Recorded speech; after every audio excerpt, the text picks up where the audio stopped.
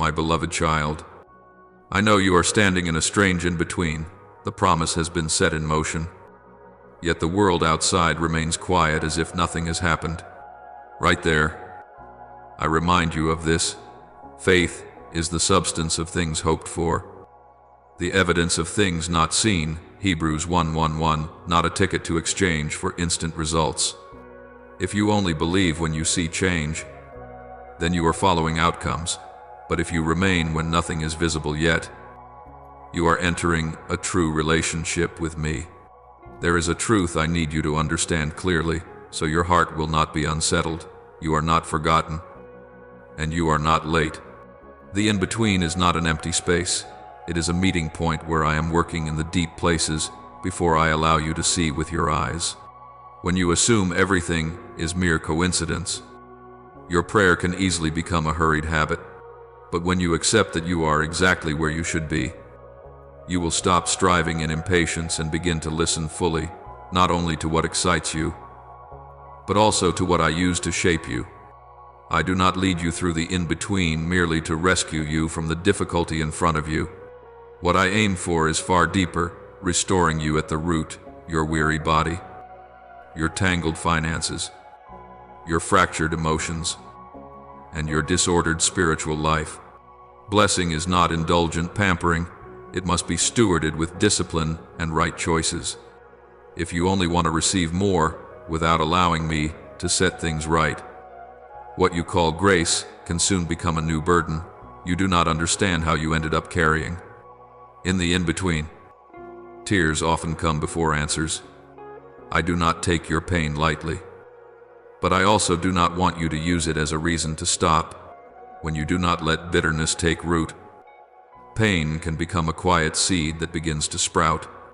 What you call loss today may be what I am reshaping into a harvest tomorrow, if you are willing to turn complaining into clear prayer, and turn long nights into a new discipline for living, working, learning, and healing.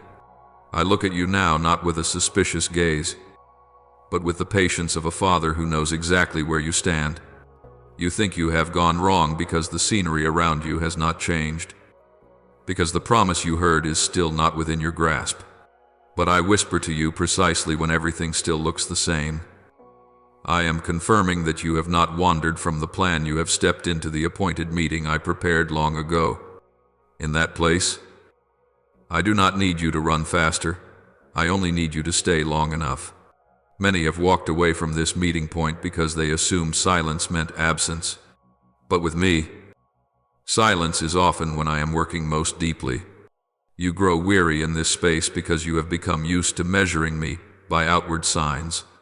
When you do not see a door open, you begin to doubt what I said. When you do not see results, you think you misheard my voice. That is when faith is quietly distorted, not through open betrayal, but through an unspoken bargain. I will believe if you prove it. I do not condemn you for this, because your heart longs for certainty. But I want you to understand, if you treat everything as random, your prayers will become shallow, not because of me, but because you are only seeking a temporary sense of safety, and that very haste makes you miss how near I truly am. Remember the two disciples on the road to Emmaus. Leaving Jerusalem in the sorrow of late afternoon, they had heard the promise. They had witnessed the cross, but they did not understand the resurrection, so they believed everything was over. I walked with them for a long time, yet their eyes were kept from recognizing me, because they searched for me only in what was familiar. I did not scold them for leaving. I simply drew near, explained everything piece by piece, until their hearts burned again. Only when they were willing to stop, break bread, and remain long enough did they realize I had never left. You are the same. The in-between is not a full stop, but a stretch of road where I am walking beside you, even if you have not yet named my presence rightly. So I invite you to return with a different posture. Do not live as though everything is accidental, and do not pray as if you are merely trying your luck. Quiet the distractions that keep you hunting for noise to fill the emptiness. Stay with me not only in the passages that thrill you, but also in the parts that require patience and obedience. When you remain long enough, you will realize I speak to you not only with words, but through a life whose rhythm is being rearranged. And when you stop asking, when, your heart will begin to ask, what do you want me to learn here from where you are standing? I do not only want you to understand you are in the right place, I also want you ready for what I will do next. This meeting point is not a place for you to pitch your tent forever, but a place where you are prepared for a deeper restoration. When you recognize you have not been abandoned, you will have enough peace to look honestly at what I want to touch at the root. And from that peace, you will be ready for me to lead you farther, not merely out of difficulty, but into a complete renewal you have never imagined. I want you to receive this with a slower breath, because here is where many misunderstand my heart most. When you are exhausted, I do not come only to pull you out of the pit and then leave you to live the same way as before. I do not patch things up, and I do not merely mend the surface to soothe you. What I seek is restoration at the root where old habits, old patterns of thinking, and disordered choices have quietly drained you. If I only get you out, you will soon return to the same cycle. But when I restore you, I want you truly free, not just temporarily relieved. Many times you ask me to change your circumstances while I wait patiently for you to allow me to change how you live within them. You ask me for more strength, yet you do not want to learn true rest. You ask me to open financial doors, yet you avoid stewardship and restraint. You ask me to heal your emotions, yet you still cling to attachments that keep your heart in turmoil.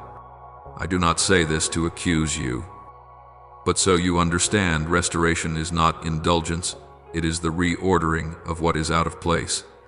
When order is rebuilt, peace will no longer be a fragile feeling, but a solid foundation. Remember Naaman, a powerful commander who carried leprosy within him. He came expecting something grand, a quick miracle, a dramatic gesture, a word worthy of his rank. Yet I told him only to wash 7 times in the Jordan, an act so simple it offended him. That simplicity exposed what he was not ready for: humility as the path to real healing. When he obeyed, not only was his flesh restored, but his heart was renewed. You are the same. Many of my blessings feel stuck not because I am slow, but because you are not yet willing to walk the path of being corrected. So I call you back to honesty before me. Let me touch the 4 areas I care about. Your body needs to be cared for with the right rhythm. Your finances need to be managed with responsibility. Your emotions need to be guarded in truth. And your spirit needs to be nourished by a discipline of love, not by passing inspiration. If you only want to be given but refuse to be shaped, you will soon grow tired of the very thing you once asked for. But when you allow me to form you, blessing will become support, not a new burden. I know this is not easy, because it requires you to abandon a faith that functions like a bargain. Yet it is here that you begin to grow into mature faith, no longer dependent on the feeling of being indulged. As inner order is gradually restored, you will realize I am preparing you for deeper stretches, where emotions no longer lead, but trust becomes your compass. And when you are steady enough to face what is still unfinished in you, you will understand why I am not in a hurry. Some things can only be formed through patience, and that is what will carry you forward on this journey. I know there are days you wake with heavy eyes, not only from physical tiredness, but because your heart has cried too long in silence. Your tears do not confuse me, and they do not push me away. I have seen every drop fall on the nights you thought no one understood. But I want you to hear this clearly: tears are not wasted, yet they are not permission for you to remain forever in one place. If you turn pain into a shelter, it will slowly hide the road I am opening. Many people hold on to sorrow as proof of their own righteousness, as if the more they suffer, the faster I must answer. But My child, pain does not automatically produce maturity. When you let bitterness take root, pain will lock you in the past. But when you place it before me without decoration, without prolonged self-pity, I will turn it into material for building something new. I do not erase your memories, but I teach you how to carry them without being driven by them.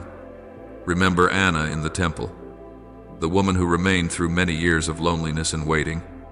Her loss did not make her closed off, it made her steadfast in prayer. She did not use tears to demand, she used them to listen. And on what seemed like the most ordinary day, she recognized the Messiah in a poor infant. What she waited for did not arrive with trumpets of victory, but with quiet presence. You are the same. What I am preparing for you may be coming in a form very different from what you imagined. So I call you to take one more step. Do not let your lament circle only within your heart. Turn it into specific prayer. Tell me plainly what hurts, what you fear, and what you do not yet understand. Turn long nights into a new discipline. Sleep enough for your body to recover. Work faithfully, even when no one sees. Keep learning so your mind is widened. And seek healing instead of hiding. These small things, repeated in trust, will slowly change the rhythm of your life. When you no longer use tears to justify stopping, you will see pain begin to change its shape. What you call loss will gradually reveal itself as a harvest being sown in darkness. And then you will be clear-minded enough to look back at the doors that closed not with resentment, but with discernment. For when your heart has been softened by tears placed in the right place, you will be ready to understand that not every closing is a defeat, and not every opening is salvation. I see your face each time a door closes, especially the doors you prayed over for so long to be opened. You often think it is a sign of failure, or a cold refusal from heaven, but I want you to learn to see those moments in a different light. Not every closing means loss, and not every silence is turning away. Often it is my hand placed gently against your chest, stopping you from entering what would wear your soul down day by day before you even noticed.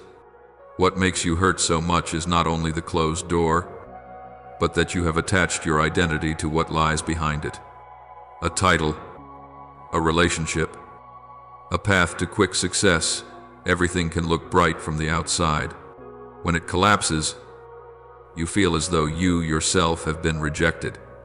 I do not blame you for hoping, but I gently warn you, do not worship what I only allowed you to pass by. Anything you place above the life within you will eventually demand a very costly price. Remember King Saul, anointed and entrusted with power. When he saw people leaving him and the threat of losing his position drawing near, he hurried to preserve appearances rather than obey. The door he feared closing was not merely a throne, but human approval.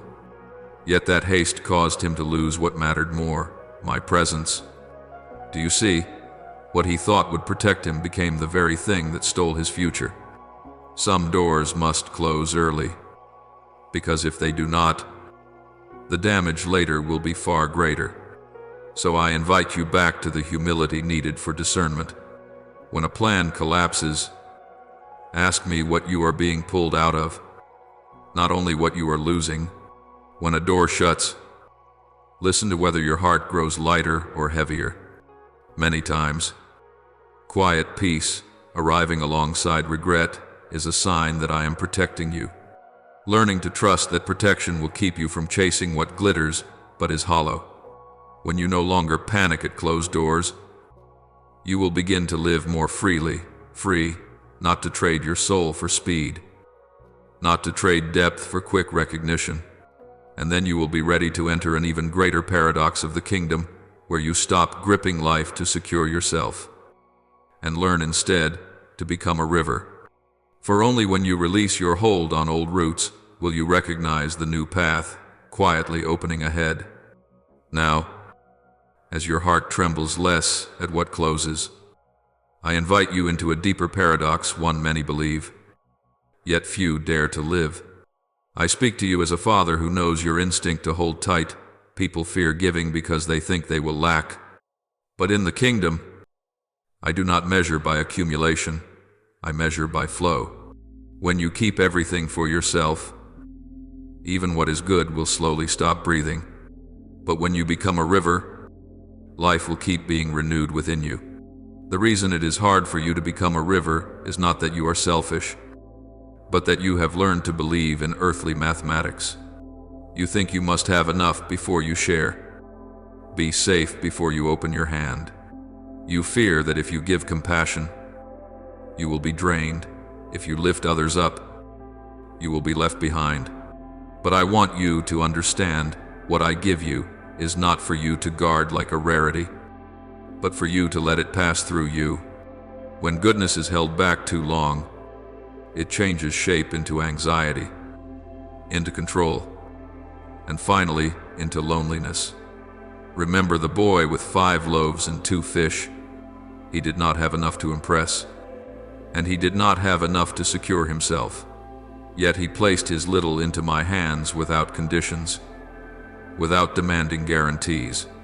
The miracle did not begin when the bread multiplied, but when the boy let go, and in the end, he did not lose his portion. He witnessed what he could never produce on his own. Do you see? Becoming a river does not make you poorer. It only frees you from the illusion that everything depends on your ability to grip tightly. So here I gently warn you, do not turn sharing into a sacred transaction. Do not give only to activate benefits. Do not love only to be repaid. Do not serve only to prove your worth. When motives are misaligned, even good things will exhaust you.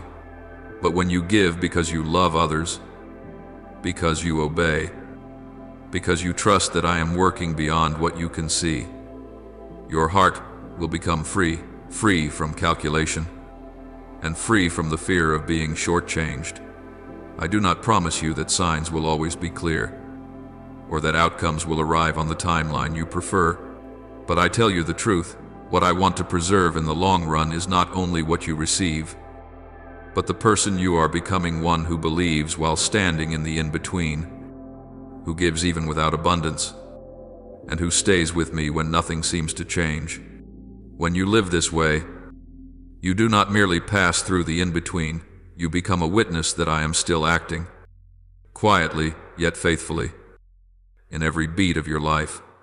I want you to stay a little longer. Don't rush away with trembling hands the way you have so many times when your emotions rose too high.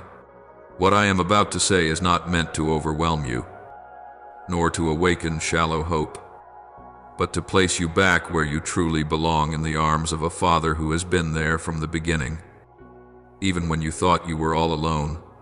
I have walked through every ordinary moment of your life, not as a distant spectator, but as the one who is near enough to hear even the thoughts you never dared to speak out loud, the choices you made that no one witnessed, the times you had to shrink yourself to fit your circumstances, the times you clenched your teeth and stayed silent so others wouldn't worry.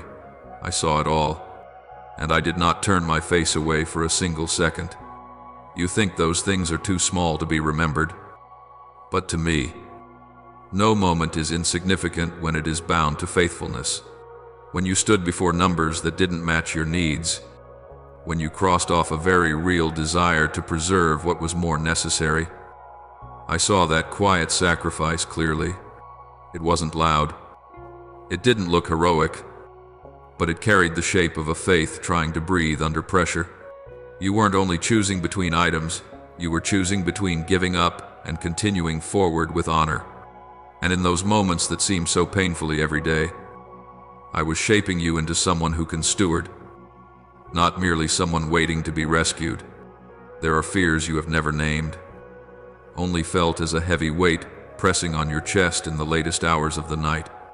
When the world has fallen asleep and there is no one left to steady you, your mind runs in circles around scenarios that haven't happened, roads that haven't opened, questions without answers.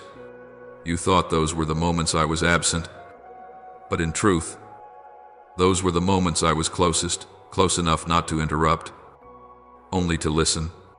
I do not rush to silence your worries with hollow phrases, because I know you need to be seen before you can be comforted, and it is that quiet presence that has held you in place, keeping you from sliding into despair, even when you didn't recognize it at the time.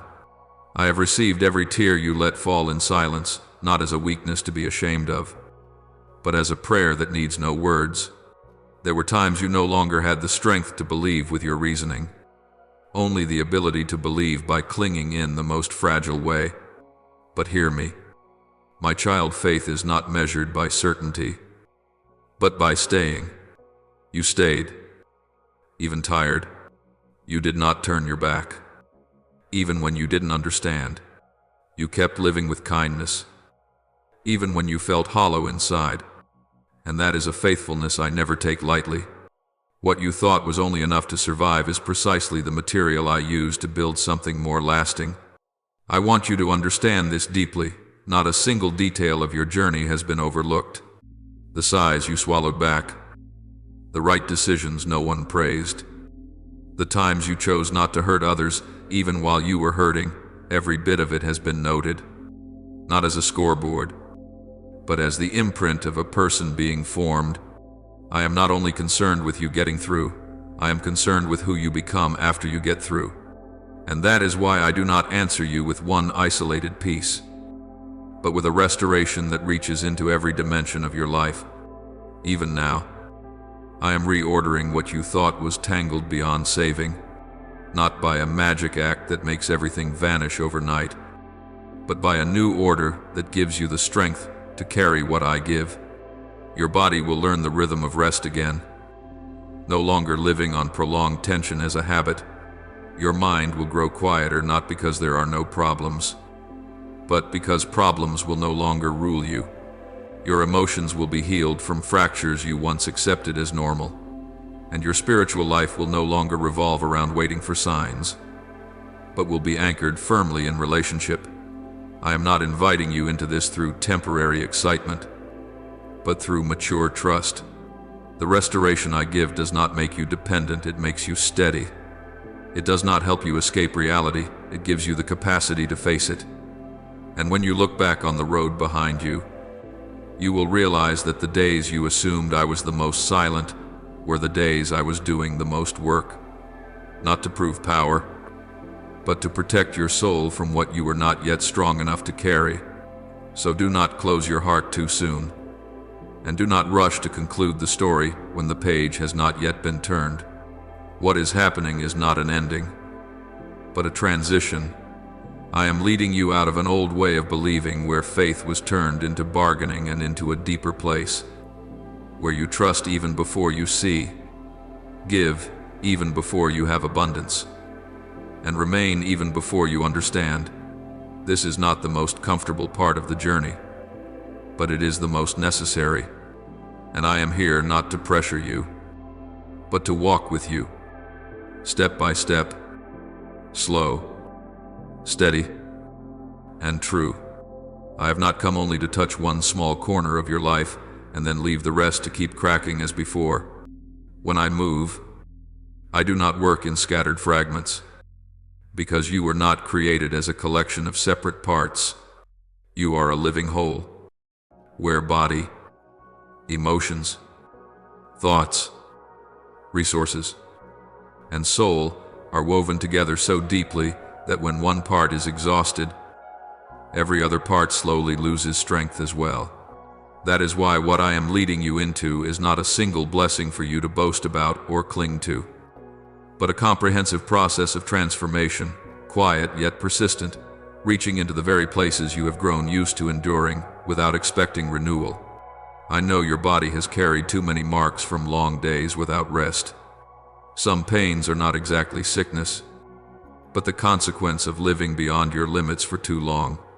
Some weariness cannot even be named, only felt each morning as heaviness, as though your strength has been drained before the day begins.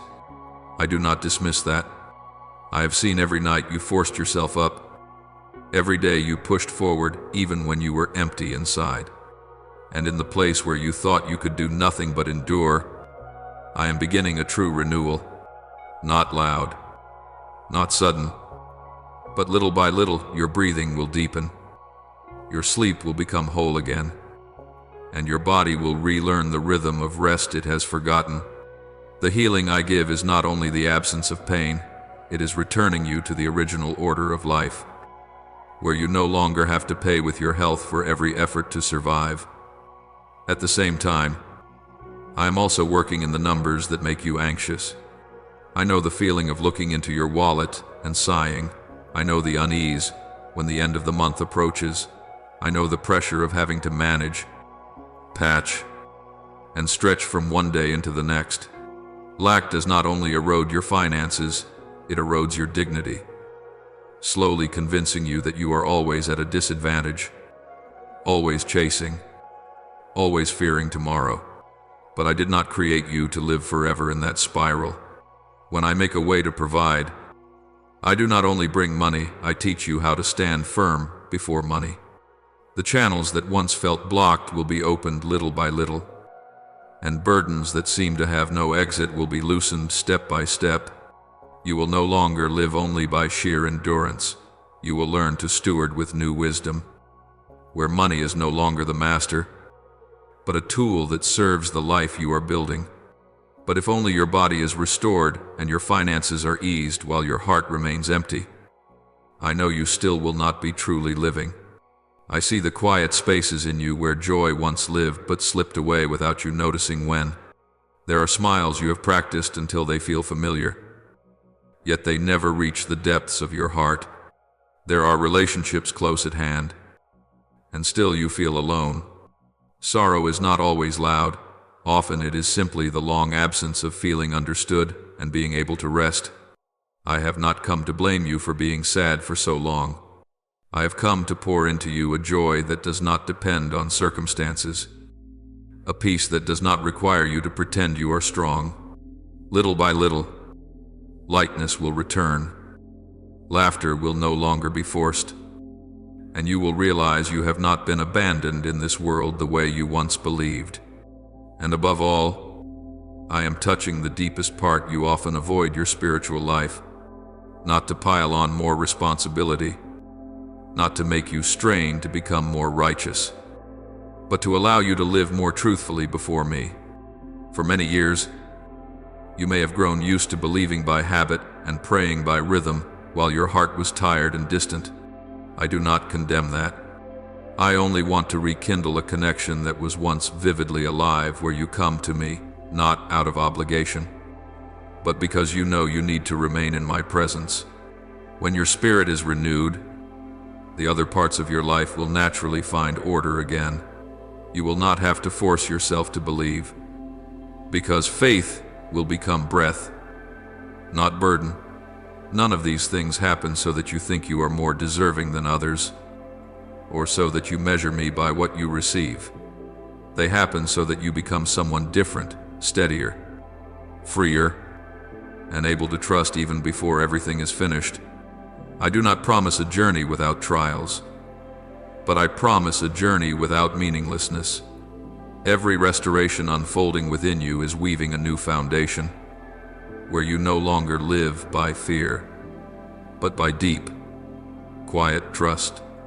And when you look back, you will recognize that the most precious change was not what shifted on the outside, but that you are no longer the old you, the one who thought you could only survive, never truly live in fullness. I know there have been seasons when everything inside you became so tangled that even you could no longer tell where you were going, not because you were weak, but because you had to walk too long through dim crossroads, where many voices spoke at once and none sounded clear enough to guide you. When your vision was obscured, you began walking by habit rather than conviction, by reflex rather than purpose. Yet even in that haze, I was not standing outside watching. I was quietly doing something deeper than what you expected, washing your sight clean, not with a blinding light that overwhelms you, but with a pure, gentle clarity, steady enough for you to discern what leads to life and what ends in a dead way. There were moments you thought you had lost direction, but in truth you were being separated from paths that no longer fit the new person I am forming you to be. When your goals felt unclear, it was not necessarily because I was not speaking, but because you had grown used to hearing me through the lens of fear, through the pressure to achieve something quickly. I do not correct you by yanking the steering wheel. I adjust you from within, where you begin to understand again why you walk, why you choose, and why not every open door is meant to be entered. The clarity I give does not make you better than others. It makes you more honest with yourself and with me. The transformation I am working in you does not stop at a single aspect, because you were not created to live in fragments, where your body once grew weary through neglect. I am teaching you a new rhythm of rest, not to escape, but to be restored. Where your finances once tightened under a lack of direction, I am reshaping the way you steward them, not only your cash flow, but also your trust. Where your emotions were once drained from carrying too much that was never yours to hold, I am softening your heart again, returning to it a joy that does not depend on circumstances. And where your spiritual life once swayed because you lived by momentary feelings, I am laying a firm foundation again, so you will know who you are and whom you are walking with. This is not a temporary patch so you can endure a little better. What I am doing is whole and comprehensive, because the cracks within you were never isolated. When one part is wounded, the other parts are affected too. The enemy does not need to destroy you with one great blow. He only needs to keep you misaligned long enough for you to begin doubting yourself. But I will not leave you there. The light I pour out does not only expose the problem, it also reveals the way forward. It does not only uncover the confusion, it restores order. When you begin to see clearly, you will be surprised to realize that I have led you away from many dangers before you even had words to name them. And now, I invite you into another step of mature faith, the step of agreement. Faith is not only an emotion you keep in your heart, it is the consent you express through words and actions. When you dare to confess what I am doing, you do not create a miracle with your mouth, but you open your heart so a miracle has room to stand. There is a holy power in naming rightly what I have begun. When you speak restoration, you are choosing to stand with the light instead of continuing to describe the darkness. When you affirm healing, you are aligning your heart with the rhythm of heaven, where all things are finished before they are seen. I know you have hesitated with declarations, because you fear hoping only to be disappointed again. But, my child, I am not calling you to speak in order to persuade yourself. I am calling you to walk in step with what I have already ordained. When you openly acknowledge what I am doing in your body, in your resources, in your joy, and in your direction, you are stepping out of the place of an observer and into the place of a co-laborer. That is not superstition. It is the mark of a faith that knows how to stand upright, not hiding behind silence out of fear of being wrong. Heaven does not need you to speak loudly, but it does need you to speak truthfully with confidence placed in me, not in passing emotions. That agreement may not change everything instantly, but it changes you first. It causes you to stop talking about your life as a chain of risks, and to begin seeing it as a journey being led. When you name restoration, you are also accepting the responsibility to live in a way that fits it, caring for your body as a gift, managing finances as a steward, nurturing joy as a source of life, and guarding direction as a sacred compass. A miracle does not fall upon a life that refuses order. It blossoms in a life willing to be rearranged. I am not pressuring you, but I am inviting you to do this while your heart is still tender. While clarity has just been given, do not wait until everything is perfect before you agree, because faith does not wait for favorable conditions. When you confess what I have spoken, you are placing a seal upon a process that is unfolding not with pressure, but with trust. And wherever you are on the journey, I am there with you. my eyes not turning away, my heart not changing. What I began, I will also complete, step by step, layer by layer, until you are not only restored, but become a new person, able to see clearly, to live steady, and to walk without fear through the in-between places of your life. I know you have carried this stretch of road in silence for so long that even you can no longer name your own feelings. The nights you closed the door were not to escape the world, but because you did not have the strength to explain to anyone what was happening inside. You thought that if no one saw it, the pain would be lighter, but I was there not as one standing outside to observe, but as a father sitting very near enough to hear even the sighs you never formed into words. I do not see your tears as weakness. I see them as the sign of a soul still alive, still hopeful, even when exhaustion makes letting go seem easier. You have wasted nothing when you cried.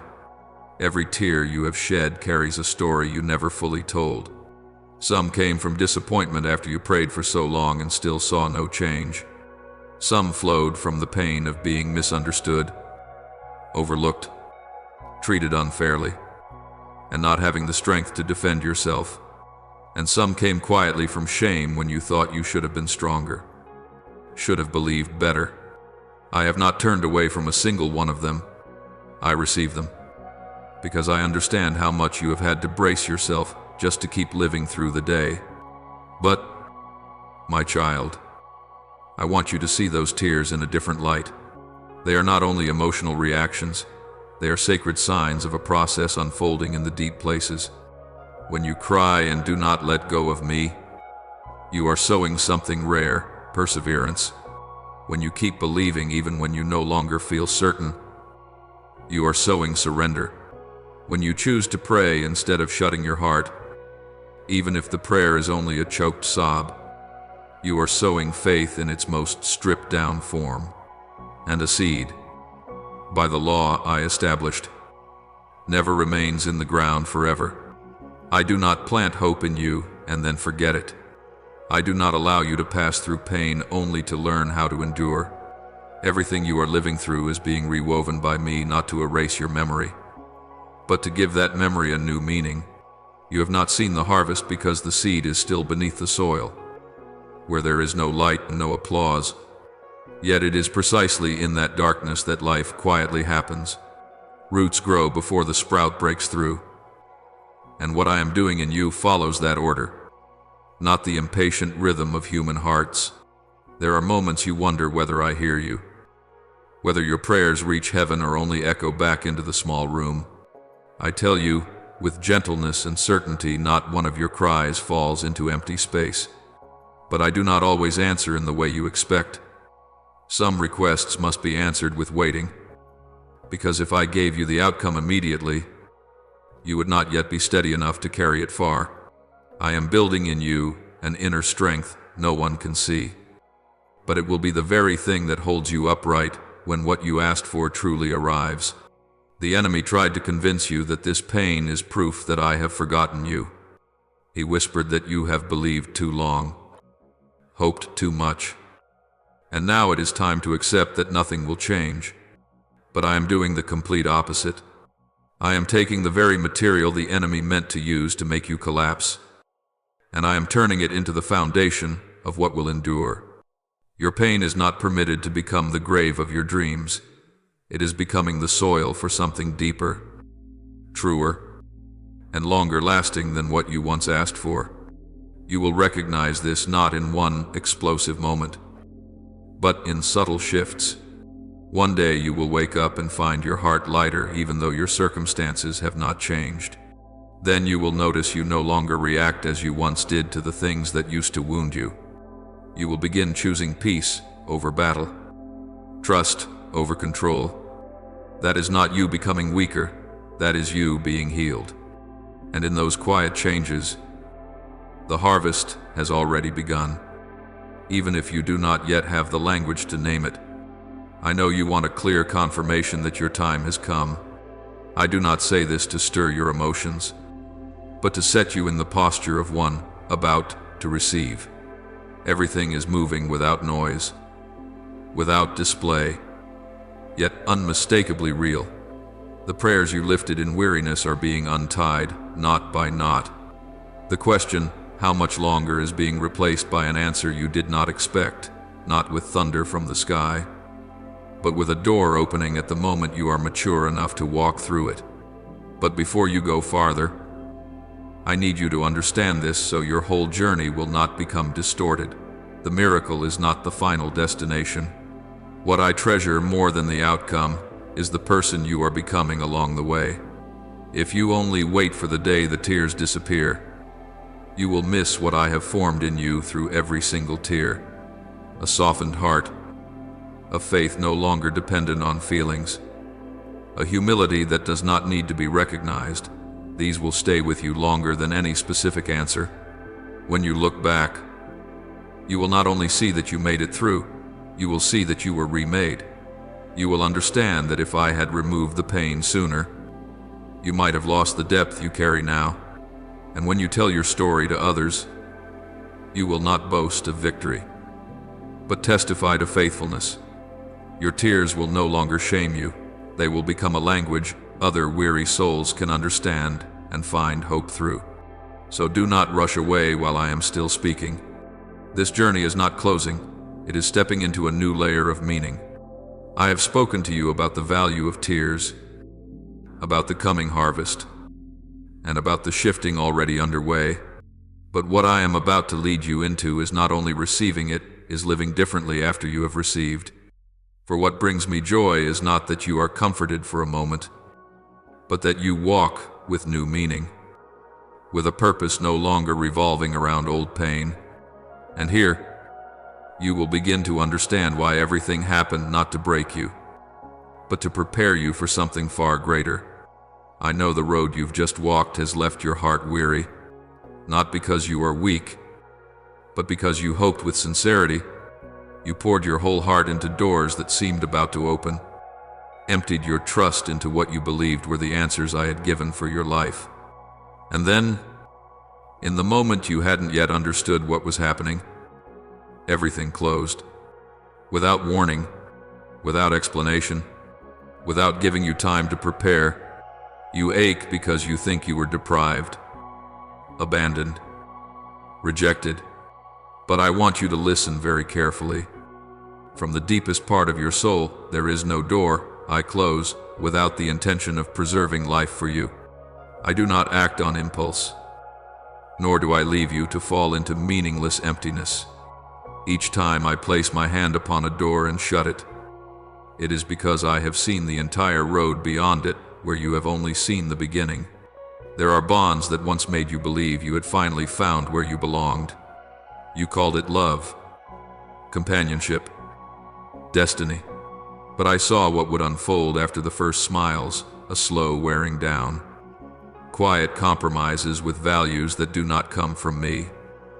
The gradual weakening of the inner voice I planted in you from the start. I saw how your soul would have to shrink itself to fit inside that relationship. I saw the times you would stay silent to keep the peace, the times you would set truth aside to keep someone close. And I knew that if it continued, you would no longer recognize yourself. So I ended it not to punish you, but to save you from an erosion you were not clear-eyed enough to name. You see only the loss in front of you. I see an entire future being threatened. And there are opportunities you desired so deeply you begged for them through tears. You believed that if you could just step through that door, your life would finally turn a page. You imagined stability, recognition, the feeling of at last, I've been chosen. But what you did not see was the cost behind the glow. I saw mornings when you would wake with an empty heart even while everything looked enough on the outside. I saw how that environment would suffocate the sacred life within you, turning you into a machine driven by pressure and comparison, where your worth would be measured by performance rather than by the identity I have given you. I would not let you enter a place that would take your soul day by day in exchange for temporary reassurance. When I stop what you long for, it is not because I am withholding, but because I know you too well to hand you over to a way of living that would make you lose yourself. There are plans that seemed firmly built, intentions you believed were only one step away from taking shape. You saw yourself close enough to touch success. You began to calculate the next moves. You grew used to the feeling of control, and then everything collapsed so quickly you couldn't even react. You asked why I would allow that after you had tried with all your strength. But understand this, not every foundation that looks strong to you can stand in the light of truth. Some things are erected from talent, ambition, and personal will, yet do not arise from humility and obedience. If I let it succeed, you would slowly begin to believe you no longer needed me. You would start walking by your own strength, and pride would slip into places you never expected. I dismantled it not because it was evil, but because it was not yet right in timing, not yet right in order, and not yet right in motive to sustain you for the long road ahead. My child, every time you call it rejection, I call it protection. Every time you think you are being pushed out, I know I am pulling you out of what would wound you more deeply. You see a door closing in front of you. I see a fence being raised around your soul. I do not promise you will not hurt when what is familiar departs. I do not deny that your tears are real, but I want you to know that not a single tear falls that I do not use to water what I am quietly preparing. While you are still looking back at what you lost, I have already begun arranging what is coming. While you grieve old doors, I am laying foundations for paths you never imagined could exist. There are silences I allow, not to leave you empty, but to give your heart enough space to be healed, space to be purified from old attachments, space for you to learn to trust me, not for what I give, but because I am the one who remains with you. I do not merely replace what has left. I do more than that. I restructure. I expand. I multiply. What I am preparing is not a copy of the past, but a more mature, deeper, more fitting version for the person you are becoming. You may not see the change right away. You may still be standing in days that seem to hold no progress, but I want you to trust that everything I have removed was to create new capacity within you. The empty spaces are not signs of lack, they are invitations to something greater. When you stop clinging to what no longer belongs to you, your hands will be free enough to receive what I place into them. And that, my child, will not only be better, it will be truer, healthier, and far more enduring than what has departed. I do not end things to make you smaller. I end things so you may grow. Stand more firmly, and step into what I prepared long ago, even what you never dared to dream. I say this to you not with the voice of thunder, but with the heartbeat of a father who has watched you for a long time in silence. There are movements unfolding around your life that you have not yet named, not because they are too small, but because they are taking place in depths your eyes cannot reach. People who once passed through your mind as distant possibilities are now being shaped and guided by me to move closer into the orbit of your life. Hands you once thought you could never reach are now being set in the right place to support you when the time ripens. Not because you have become good enough, but because I know you have become soft enough not to turn help into dependency, and not to turn favor into pride. For a long time, you have had to manage by your own strength, learning to survive within limits, learning to accept impossible as part of fate. But I have never considered those limits a final sentence. I have used them as a mold, so you would not break when the wide places come. Resources you once thought were only for others are now being brought into the light in a way you can receive without being overwhelmed. Not everything comes at once, because if it did, your heart would be thrown into confusion.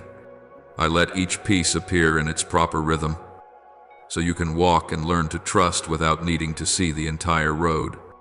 There are ideas I am planting in your mind when you least expect it, not like a blinding lightning strike, but like a lamp being switched on in a familiar room. You will notice that problems that once trapped you no longer stand unchanged, not because they vanish on their own, but because the way you look at them has been altered. I do not always remove difficulty. Often I give you a new perspective so it no longer rules you. These thoughts are not wishful imagination, and they are not empty self-comfort. They are the result of an ordered arrangement released when your heart is calm enough to receive them. You need to understand this, so you do not mistake it. What is forming is not a dream you have painted to escape reality. This has been determined and declared in the unseen before you sensed any sign at all. When I speak, I do not negotiate with reality, I reconstruct it. What is out of rhythm will be returned to its rightful place. What is tangled will be untied. What has been stuck for a long time will begin to move again. Not loudly, not for display, but undeniably real. Heaven and earth do not argue with my word. They answer with quiet, precise obedience. And in this shifting rhythm, I am speaking to you with an assurance you must receive, not with impulsive emotion, but with mature faith. The season in which you had to live with the fear of not having enough, calculating every step because you were afraid it would not be sufficient, is coming to its close, not because you suddenly overflow with abundance, but because I am teaching you to live from fullness even before you hold it all in your hands. The abundance I speak of is not only numbers, it is an inner state. You are no longer ruled by fear of lack in your decisions. When fear retreats, you will see doors opening in places you once overlooked because you thought you were unworthy. The things that have been delayed are not dead. They are waiting for the right time to be released without causing you further harm. I do not hurry to loosen every knot at once, because I know your capacity. But layer by layer, I am freeing what has been restrained, not to overwhelm you, but so you can walk steadily. Roads that were not blocked because I refused you, but because if you had entered then, you would have paid with your own peace. Now, as your heart has changed, I allow the way to be cleared in a manner that does not make you lose yourself. There are things you once lost that you do not dare to mention again, because the pain attached to them is too real. I do not minimize those losses, nor do I coldly call them lessons, but I want you to know nothing has been taken from you that I did not see, and no injustice lies beyond my reach. Restoration does not always come in the same form, but it always carries the same value, often repaid with a depth you have never known. You will realize that what you receive back is not merely what was lost, but a more mature version of you able to hold, to keep, and to cherish. I do not say these things to make you impatient, nor to have you count days and months. I say them so you can be at peace and live fully in each present day, no longer shrinking from the future in fear. When you stop straining to hold on, you will be surprised to find yourself being placed into a current. That current will not sweep you away, it will carry you to the very place I have ordained. And when you look back, you will understand not every change happens in a moment, but there is a moment when you realize everything has been changing for a long time. My child, keep your heart open, yet not impatient, hopeful, yet not demanding, trusting, yet not bargaining. What I have spoken over your life does not need you to defend it with anxiety, nor to force it forward with restlessness. I am doing my part with absolute faithfulness. Your part is to remain, to walk, and to live like one who no longer stands at the end of the road, but at the threshold of a new season where you will not only receive more, but become deeper, freer, and nearer to me than ever before. I know you are tempted to close yourself off because you think you have heard enough, understood enough, and come almost to the end of the path you needed to walk. But I ask you to stay a little longer, not to hear something novel for your ears, but for your heart to open at a deeper level. There are things you can only understand when you are weary from gripping so tightly, emptied by trying to preserve what you have, and beginning to wonder why the tighter you hold, the drier your soul becomes. It is at that threshold that I can speak to you about the mathematics of the kingdom of heaven, a logic that does not run on the fear of scarcity, but on a trust that dares to open its hands. From very early on, you were taught that to be safe you must store up, to be steady you must hold on to what is yours, to avoid loss you must calculate every outcome. Those things may help you survive in the world, but if you carry that same mindset into your relationship with me, you will gradually turn faith into a locked safe. You pray, yet keep the door bolted. You serve, yet stay guarded. You love, yet always keep an exit route ready. And then you wonder why your heart is tired, why joy keeps running thin even though you have done nothing wrong. You are not wrong, you are simply using the wrong frame of reference. In my kingdom, life is not sustained by a clenched fist, but by an unbroken flow. Whatever is blocked for too long begins to spoil, even if it was once good. When you keep grace to yourself because you fear tomorrow will bring none, that very fear will erode today's gratitude. When you hold back your gifts, your compassion, even the goodness I have placed within you because you are afraid of lacking, you unwittingly turn a gift into a burden. I did not give to you so you would become a warehouse. I gave so you would become a channel.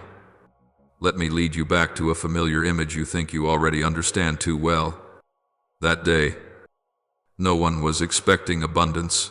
Before them was only a weary crowd, an empty place, and a portion of food so small it hardly seemed worth counting.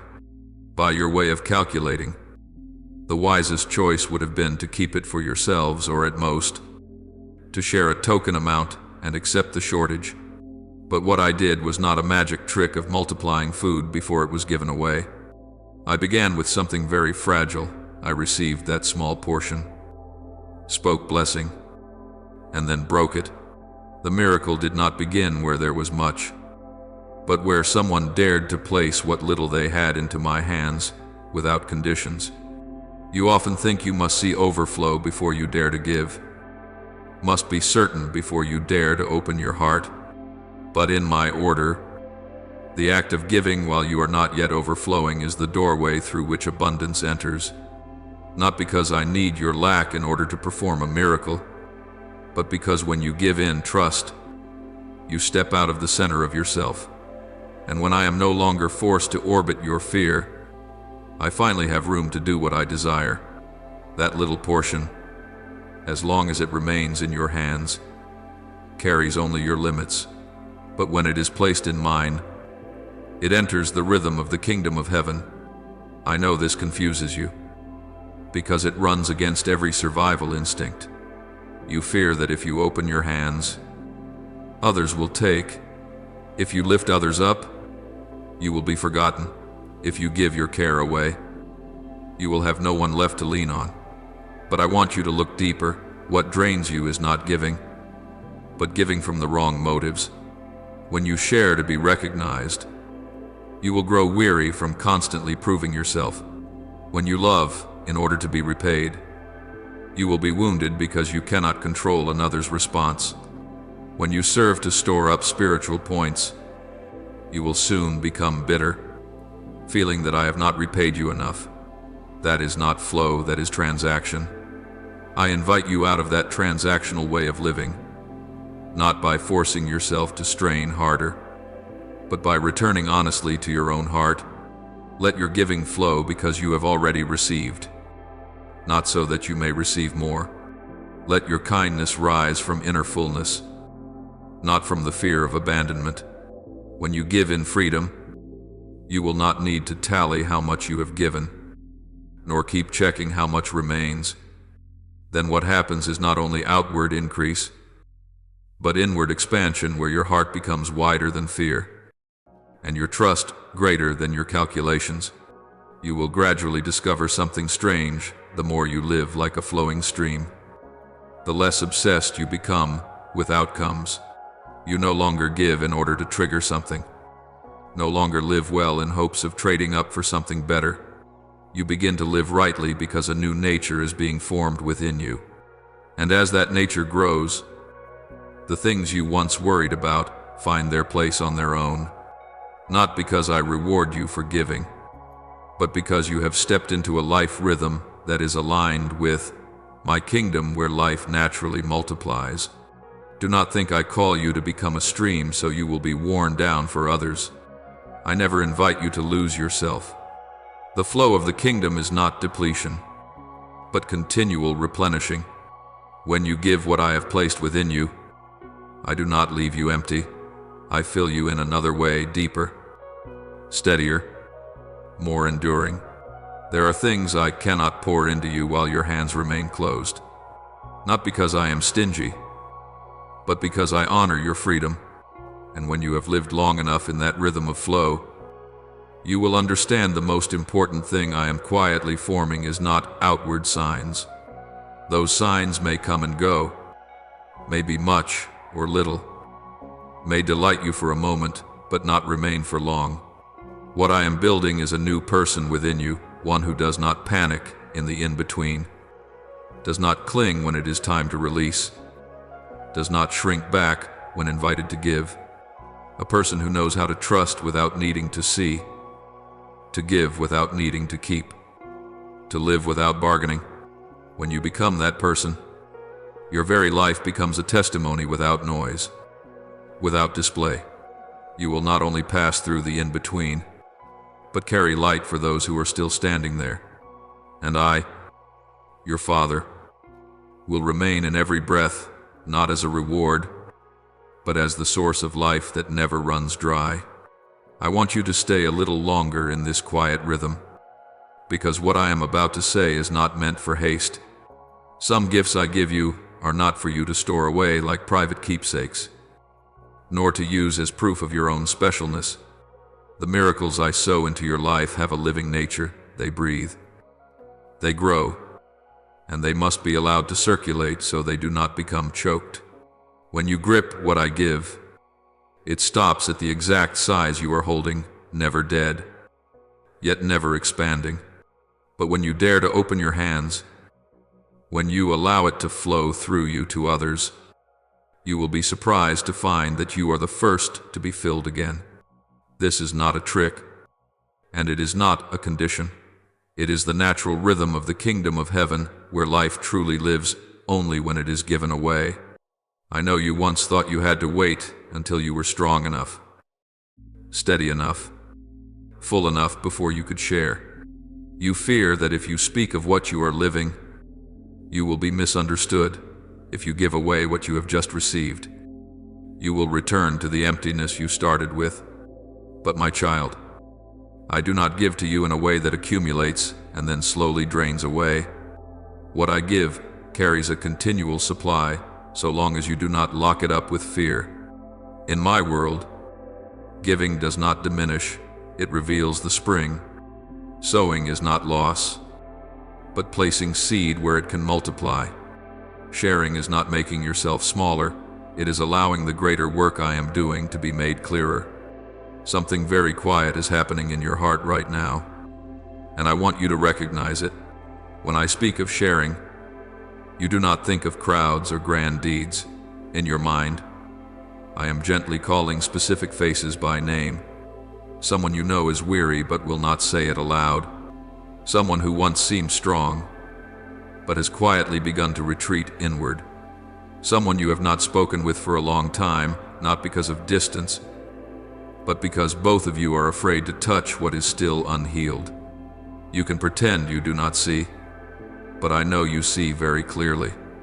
For it is I who am placing those faces within your heart, not to pressure you, but to invite you into the role you have been prepared for a long time. Do not think you must say something impressive, perfectly correct, or fully complete. What I need from you is not the ability to persuade, but the honesty of someone who has been in the dark and knows what it was like when the light came. Simply pass on what I have spoken to you in your own voice, through your own not yet perfect story. When you dare to do that, you do not only help another stand again, you are also confirming to your own heart that what I am doing in you is real. Your faith, in that moment, will no longer be an idea. It will become living action. I know you worry that the other person may not listen, may be indifferent, or may not respond at all.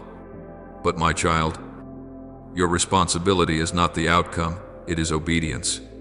A seed does not sprout immediately before the sower's eyes, yet it is still quietly at work in the soil. Some words you speak today will bear fruit only after many years, at a time when you no longer remember you ever sowed them. And some words you thought were small will become a lifeline for someone at the very moment they were close to letting go. You cannot see it all, but I can. When you choose to share, you step out of the center of yourself and into my flow. And there, you will discover something gentle. You are no longer alone on the journey of faith. What I do in you is no longer only to support you, but begins to weave you into my larger story with the people around you. Life multiplies not because you strive harder, but because you stop keeping it for yourself. And in that uncalculated giving, your heart will widen in a way that no personal achievement could ever accomplish. So do not delay any longer. My child, do not wait until you feel holy enough, strong enough, or ready enough. This moment is precisely when I am very near to you, just as I am very near to those I have placed upon your heart. A short message, a sincere call, an unpolished sharing, any of these can become a channel for my grace to flow through. When you walk in that simplicity, you will not be depleted. On the contrary, you will be renewed. For in my kingdom, the current never impoverishes the one who gives. It only makes more visible the life that is moving through them. And when you choose to become that current, you will understand more deeply than ever that the miracle I begin in you was never meant to end with you. I am speaking to you now in a very slow voice, very close, the way a father sits down beside his child at the end of a long day, not to correct in haste, but to touch the deepest place in your heart. You have passed through the in-between. You have learned not to panic when you cannot yet see the outcome. You have practiced not clenching what I have closed. And now I am bringing you to one final step of maturity, quiet, unshowy, yet decisive for the depth of your entire life of faith. This is the moment when you no longer live only for the relationship between me and you, but begin to allow that relationship to overflow outward, to pass through you, to touch others. For true faith never stands still if it does not flow. It dries up if it is not given away. It folds in on itself and becomes a selfish kind of safety you may not even recognize. I know there is a very human hesitation in you. You fear that if you give, you will lack. You fear that if you share, you will not have enough. You fear that if you open your hands, what you are holding will slip away. You are not bad for thinking this. You are simply living by what the world has taught you for many years, that you must hold on in order to keep. You must stockpile in order to feel secure. You must take care of yourself first before you can think of others. But my kingdom moves to an entirely different rhythm. Here, life is not measured by how much you store up, but by how freely you allow it to circulate. When you try to keep blessing for yourself alone, that very blessing becomes heavy. When you allow it to pass through you, it will renew you day by day. You need to understand this clearly so that you do not unknowingly turn sharing into a kind of spiritual calculation. I am not looking for people who scatter good things in exchange for a reward, nor do I need testimonies told to impress. What I seek is a transparent heart, willing to give out of love, out of obedience, out of trust that I am working far beyond what you can control. When you share only to activate something for yourself, Your heart will quickly grow weary and empty. But when you share because you can no longer keep what you have received to yourself, you will step into a very strange joy, the joy of one who is allowed to stand in heaven's current. Let me make it even clearer, because I do not want you to misunderstand. When you open your mouth to speak a word that strengthens, when you send a message that carries life, when you share something I have touched within you, two things happen at once, even if you do not see them immediately. The one who receives is reached not because you are great, but because I use your simplicity to knock on the door of their heart, and at the same time, you yourself are widened, like soil being dug deeper so that new water can flow through. Blessing is not diminished when you give it, it simply changes form, becomes more alive, spreads farther, and remains with you longer. Picture a small flame burning in the night. If you cover it because you fear the wind, it will gradually weaken for lack of air. But if you use that very flame to light another, you lose none of its light.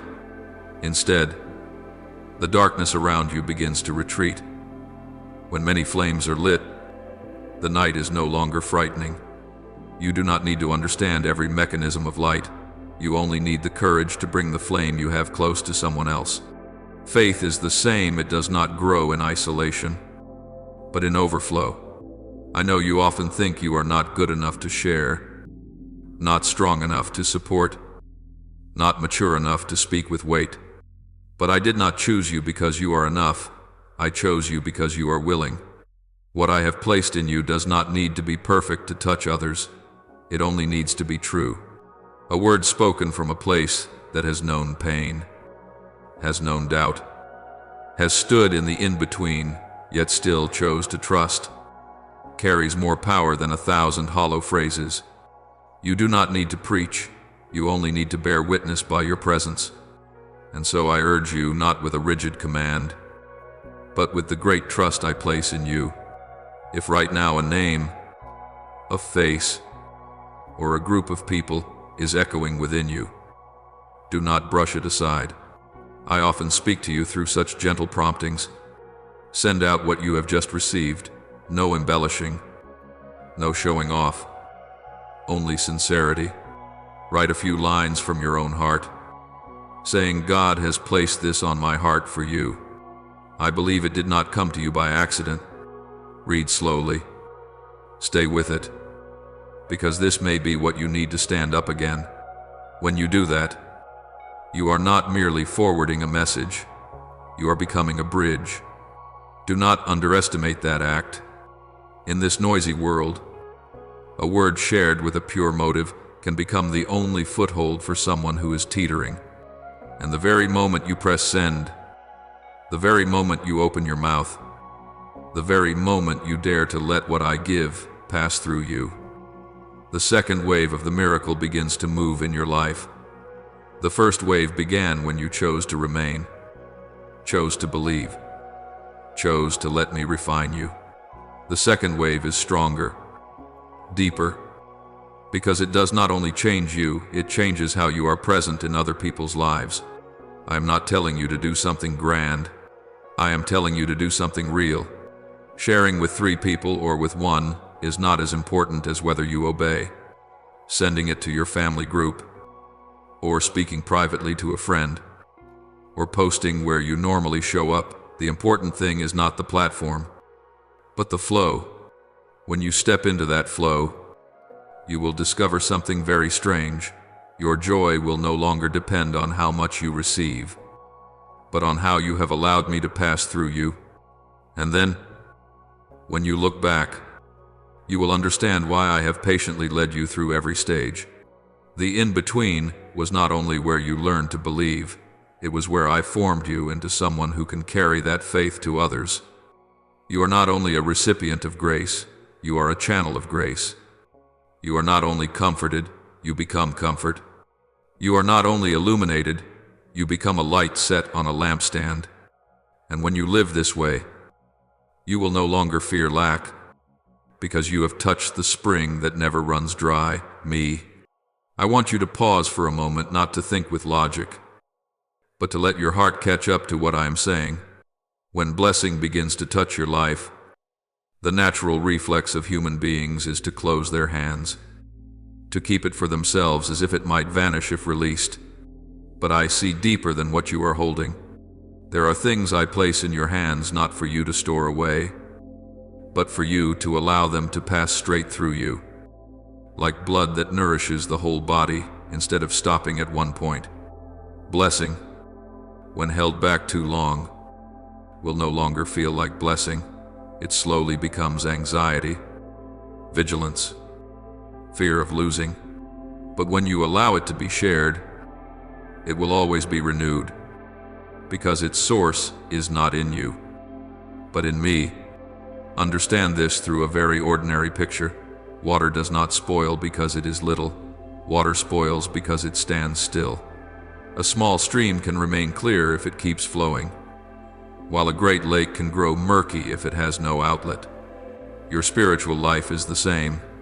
When you learn gratitude but do not learn to give, when you receive support but do not become one who supports, when you are healed but do not open your heart to feel compassion for another's pain, you are unintentionally letting the life within you stop circulating.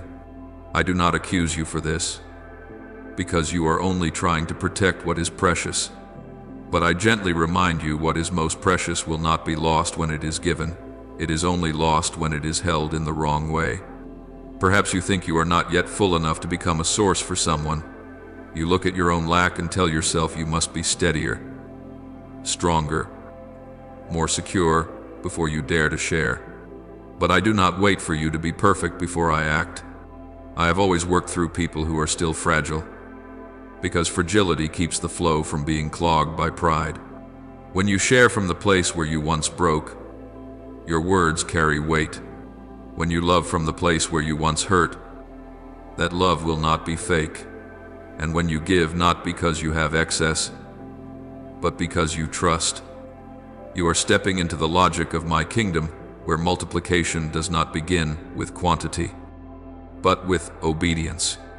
I know there are times you wonder whether spreading goodness truly makes a difference, or whether it is only a small drop in a vast sea. But my child, I have never despised a drop of water placed in the right spot. A timely word of comfort can keep a soul from despair. A story shared in truth can free someone from silently blaming themselves.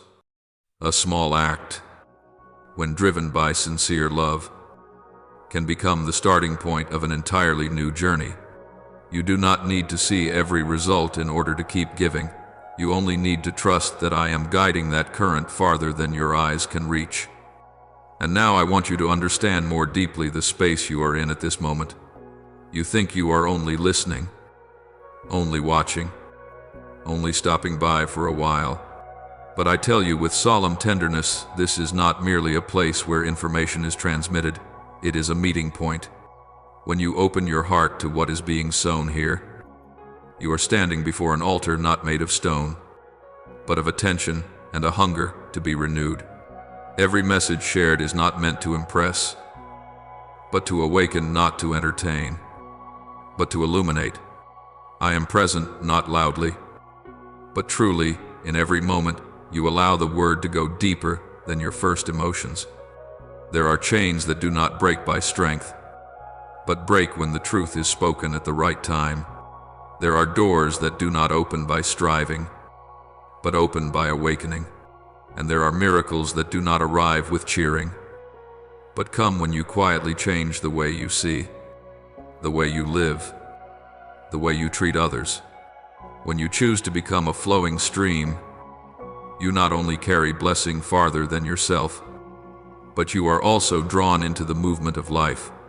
You no longer stand still in the fear of loss, but walk in the confidence that I am always enough for you, even when you give. I do not need you to prove anything through grand promises. I only invite you to make a quiet but decisive choice within you. Will not let what is good stop with you. When you commit to living this way, your life will become a word without sound, a testimony without a stage. And before I unveil what is deeper, what I am preparing for you, I want you to stand firm right here. In this awareness, you are not only a receiver, you are one who is sent, not to carry the whole world, but to be faithful with the portion of the flow entrusted to you. When you live true to that, you will realize that the miracle is not only happening around you, it is being formed within you. Little by little, steady and irreversible. I want you to understand this with both mind and heart, not merely through the passing emotion of a moment. What you are hearing, what you are touching, is not floating, words spoken to sound pleasant or to soothe you temporarily. These are words set in place beforehand, kept within my wisdom, reserved for very specific moments you will walk into. There are days ahead when your heart will sway because you must choose, because you must decide while you still cannot see the whole picture. And in those days, these words will rise within you like a small lamp, yet enough to keep you from stepping off the path. It is not accidental that you are hearing this today, and it is not coincidence that it touches you at this exact time. Everything has its season, and I am using this season to prepare you for what comes next. I have seen the crossroads you have not reached, the pressures you have not yet been able to name, the tests that will not be loud yet will run deep enough to try your heart. That is why I am planting guidance in you even now, not to make you afraid, but to anchor you. Some revelations are not for peaceful days, but for the days you need discernment more than ever, and I am doing this for you. Not by pushing you to move faster, but by making your roots deeper. When you understand that your life is not drifting, you will stop seeing everything as scattered events. You will begin to recognize a quiet hand arranging things, never forcing, but leading with patient love. Now I need you to respond, not with grand promises, but with small and sincere actions. There are two things I invite you to do. As a seal upon this sacred moment you and I are sharing, the first, I want you to press like on this video, not as a mechanical gesture, not out of habit, and certainly not because others are doing it. I want you to do it with the awareness that you are agreeing. It is your way of saying to heaven, I do not only hear, I receive. I do not only feel moved, I believe. I do not only stand outside, I step in. That light touch of your finger in the unseen realm becomes a great reply. It is the yes you speak before what I am sowing into your life today. When you do that in faith, you are aligning with me, not in form, but in spirit. It is not an empty ritual, but a public confession of faith that you choose to trust my word more than fleeting emotions, that you open your heart for my power to move, that you will not close yourself off from what I am beginning. I do not need you to help me spread anything, but I know that when you dare to stand openly on the side of faith, you are opening doors you cannot open by yourself. Your agreement is the soil where this seed takes root. And when the seed has taken root, the harvest is no longer something you must strain to seize. I say this to you with the gentleness of a father. Do not treat lightly the small acts done in faith. There are things the world considers insignificant, yet, in the kingdom of heaven, they carry spiritual weight. When you press like in faith, you place yourself into another current one, where everything is no longer limited by calculating logic. You are saying that you trust I know what you need before you can even name it. And that very trust opens your heart to receive more, not material things first, but timely guidance. I do not promise that everything will change immediately after this moment, but I promise you will no longer be alone as you step into the decisions ahead. Some choices will not be easy, yet you will find within you a new clarity, a peace that does not depend on outcomes. That is the sign you have aligned with me. When you choose to answer my word, you allow me to work more deeply, quietly, but steadily, and in that steady work, you will see your life opening in ways you never anticipated. Do not let this moment pass like content heard and forgotten. Let it become a small but real marker in your journey of faith. I do not need you to understand everything right now. I only need you to trust that I am leading you, step by step, at the right time. When you respond in faith, even through a very small act, you are telling me you are ready to continue, and for me, your willingness is enough. The rest I will take care of. Before I release you from this holy moment, I want you to be still for a little while, not with your body, but with your heart. There are words that, when spoken, are not merely sounds passing through the ears, but commands issued in the spiritual realm, beginning to rearrange what you have not seen, not touched, not fully understood. And right now I am not speaking as an idea, nor as a temporary comfort. I speak as a father laying a hand upon your head, calling your name, establishing what will follow you in the days ahead. The words I speak do not need the agreement of circumstances, because they are not born from circumstances. They are born from the authority of the one who knows your way in and your way out better than you do. I place clarity upon your mind, not the kind of intelligence that makes you proud, but wisdom that helps you discern when you stand among many options that look alike in form, yet are far apart in consequence. I give your mind rest from the circles of repeated thoughts, the questions with no exit, the worries that have worn you down in silence. From now on, when you face what is new, I will not let you step in with confusion, but with light, sufficient for each sure step. The strategies you need will not come in noise, but in moments when you learn to listen deeply, and I will remind you of what you must remember at the exact time you need it. I place prosperity upon the work of your hands, not the kind that makes you chase numbers, but the kind that bears enduring fruit. Wherever you labor with an upright heart, I will cause increase to rise from there, even if at first it seems small. I bless not only the results, but also the process, so you do not collapse before you can see the outcome. What you touch with faithfulness will no longer dry up as before, because I breathe life into it, and when you look back, you will realize it was not because you became more capable, but because I was with you in every detail that seemed so ordinary. I place peace upon your household, so the place you return to is no longer a space of tension, guardedness, or prolonged exhaustion. I soften conversations that once wounded you.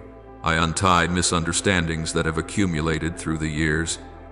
In that home, I cause provision to arrive on time, not in excess to waste, but in sufficiency, so fear no longer rules. I place my presence there, not as a religious symbol, but as a new rhythm of life, where even the smallest corners carry the breath of safety and rest. And from that home, you will relearn how to live slowly, live truly, and live not as a way of escaping. I place hope upon your future, not a vague hope, but a clear direction. Step by step, I do not show you the entire road, but I give you enough light for the next stretch. The promises you once heard will not dissolve with time. They are being nurtured in seasons when you thought you were standing still. When you look ahead, I will not let you see only empty spaces, but gradually the meaning of each segment you have already walked. And when you are mature enough to carry what I entrust to you, I will show you that the future is no longer a worry, but an invitation to walk in trust. I place abundance upon the generations after you, so you do not live only for your present. The cycles of lack, unrest, and fear that once repeated in your line will no longer have the authority to shape the future. I plant a different foundation in your children, where they grow not under survival pressure, but with the awareness that they are cared for and guided. What you are learning through tears today will become wisdom that protects them tomorrow, and through you, I begin to rewrite a new story for your family, not loudly, but firmly and enduringly. I breathe life into the work you are doing, so it not only sustains your body, but also carries meaning. The fruit I bring forth from it will not be fleeting, but the outcome of perseverance and faithfulness. There are things you do that no one sees, Yet I have recorded them. There are efforts you believe are invisible. Yet I am using them to lay the foundation for something greater. When you no longer work merely to prove your worth, you will feel joy return, and that joy will keep you steady through seasons of testing. I place healing upon your relationships, so the connections around you are no longer a constant source of pain. I teach you to set boundaries without hardening your heart, to love without losing yourself. The relationships I keep for you will become support, not burden.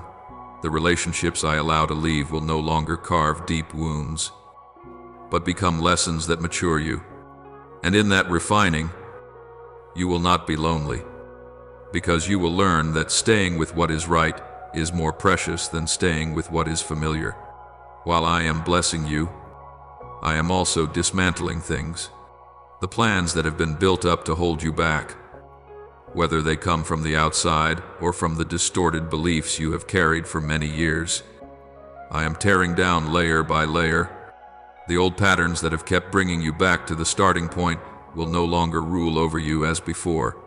I am cutting the invisible cords that have bound you to lack in your thinking, in your emotions, and in your expectations, the structures that have imprisoned you in the fear of loss, of abandonment, of failure will no longer stand, because the light has been switched on, and I proclaim over you a new season, not with slogans, but with real movement.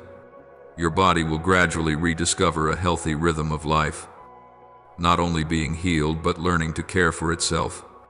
Your finances will be open to new pathways, not by chance or luck, but by guided wisdom.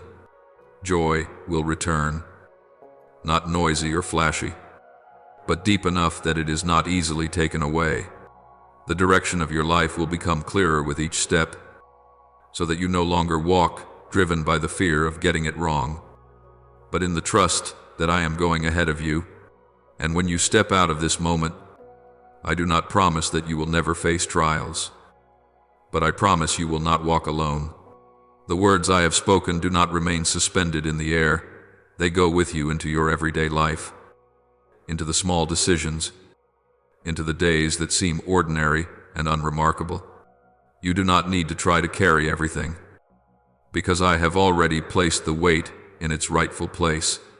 Walk in peace, for what I have begun, I will bring to completion, and you will come to see that even in the in-between, I am still there, quiet yet faithful, leading you step by step toward the fullness of life. I am speaking to you in this moment not to stir up passing emotions, nor to have you soothe yourself with beautiful words. What I am giving you does not belong to the realm of mere wishes or optimism. It flows from the deepest place of my being, where my decrees are never withdrawn and my intentions are never altered. When I allow something to be set in motion in your life, it does not hang suspended between hope and chance. It has been positioned, secured, fastened to my very faithful nature. You may still tremble and hesitate, but what I declare does not tremble with your feelings. It stands firm even when your heart is still unsettled. I want you to understand this. What is now at work in your life is not being sustained by your ability to hold on, but by my refusal to let go. When I place my word upon a journey, that word carries within itself the power to fulfill itself. It does not need you to strain to prove it. Your faith is not a tool to force me to act, but a doorway for you to step into what I have already decided to do. That is why faith does not need to be loud or tense, and it certainly does not need to be haunted by the fear that if you loosen your grip for a moment, everything will collapse. What comes from me is not that fragile. It is resilient because it is anchored in my faithfulness, not hanging on your sense of stability. I know you have grown used to living in a world where every commitment has conditions attached, where promises so often break before they are fulfilled. That is what makes it hard for you to believe that there is one who does not change, who does not go back on his word, who does not grow weary of waiting. But I am not like the disappointments you have known. I do not promise just to soothe and then forget. I do not initiate only to withdraw. When I act, I bring things to completion, not because you are more deserving than others, but because I am the one who cannot betray myself. This means that even when you do not yet understand the road ahead, you are still being held within a plan that does not go astray. There are moments when you think I am moving mountains for the whole world and forget that I once moved all of heaven to find you. If I did not spare my only son in order to draw you out of death, how could I then be indifferent to the situations that are suffocating you today? You see delay, I see preparation. You see silence, I see arrangement. You see yourself having to struggle alone. I see every fragment of your life being set in place so that nothing is wasted. Even the mistakes you regret, if you put them into my hands, I know how to turn them into material for your growth. Therefore, I am not calling you to walk with a fearful mindset that tomorrow will steal away what you have received today. What I give is not something that slips easily from your hands like sand through your fingers. Yet I also do not want you to misunderstand and think that a miracle will stand on its own without wise stewardship. I am the one who works wonders, but I am also the one who teaches you how to live with those wonders. For the hardest part is not to receive, but to keep what you have received from being distorted by old habits, old ways of thinking, and old fears. You are about to step into a new stage, where the question is no longer, will I act, but how will you live with what I have done? There you will learn that abundance does not begin on the outside, but in an inner life that has been put in order. A grateful heart will keep your blessing from growing hardened. A watchful spirit will guard the miracle from complacency. A life with order will keep you from spending grace carelessly. I do not give to you so that you can boast, nor so that you can return to living as before. I give so that you may be transformed, and through you that life may continue to spread. Tomorrow, as I continue to speak to you, I will lead you deeper into the art of preserving what is sacred in the midst of the ordinary. I will show you how to protect what is precious from the slow erosion of hurry and comparison. I will teach you how to build, layer by layer, so that what I have begun will not merely survive, but multiply. Not by the pressure to be endlessly strong, but by faithfulness in the small things you once overlooked. I will speak to you about standing firm when feelings no longer carry you, and about how to live so that the blessing does not turn into a burden you have to drag.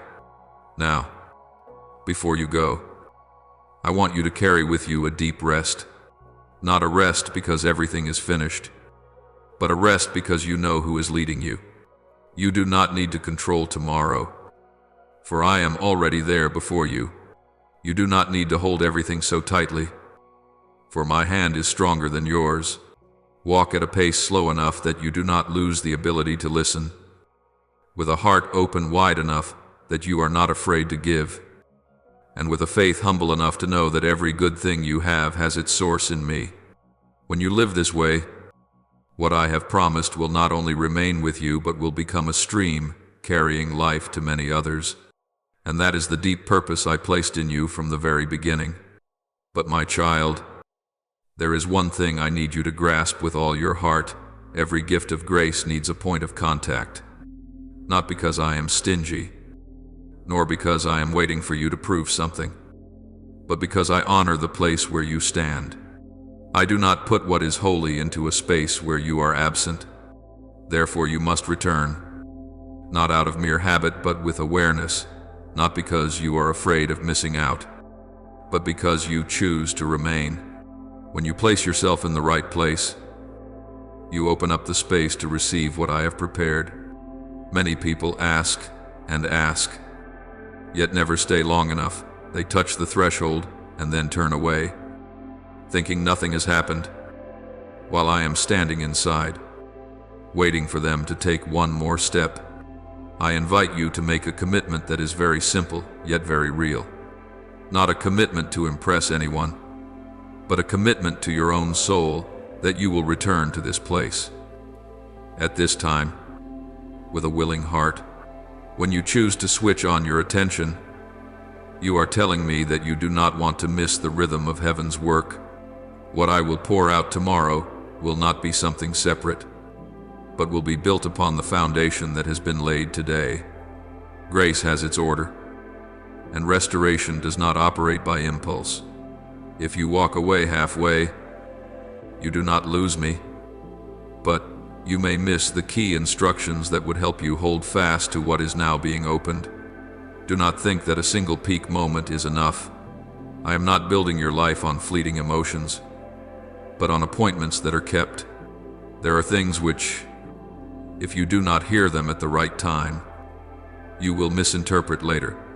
There are things which, if you do not receive them in full, you will hold only a portion of the blessing in your hands and not know how to keep it.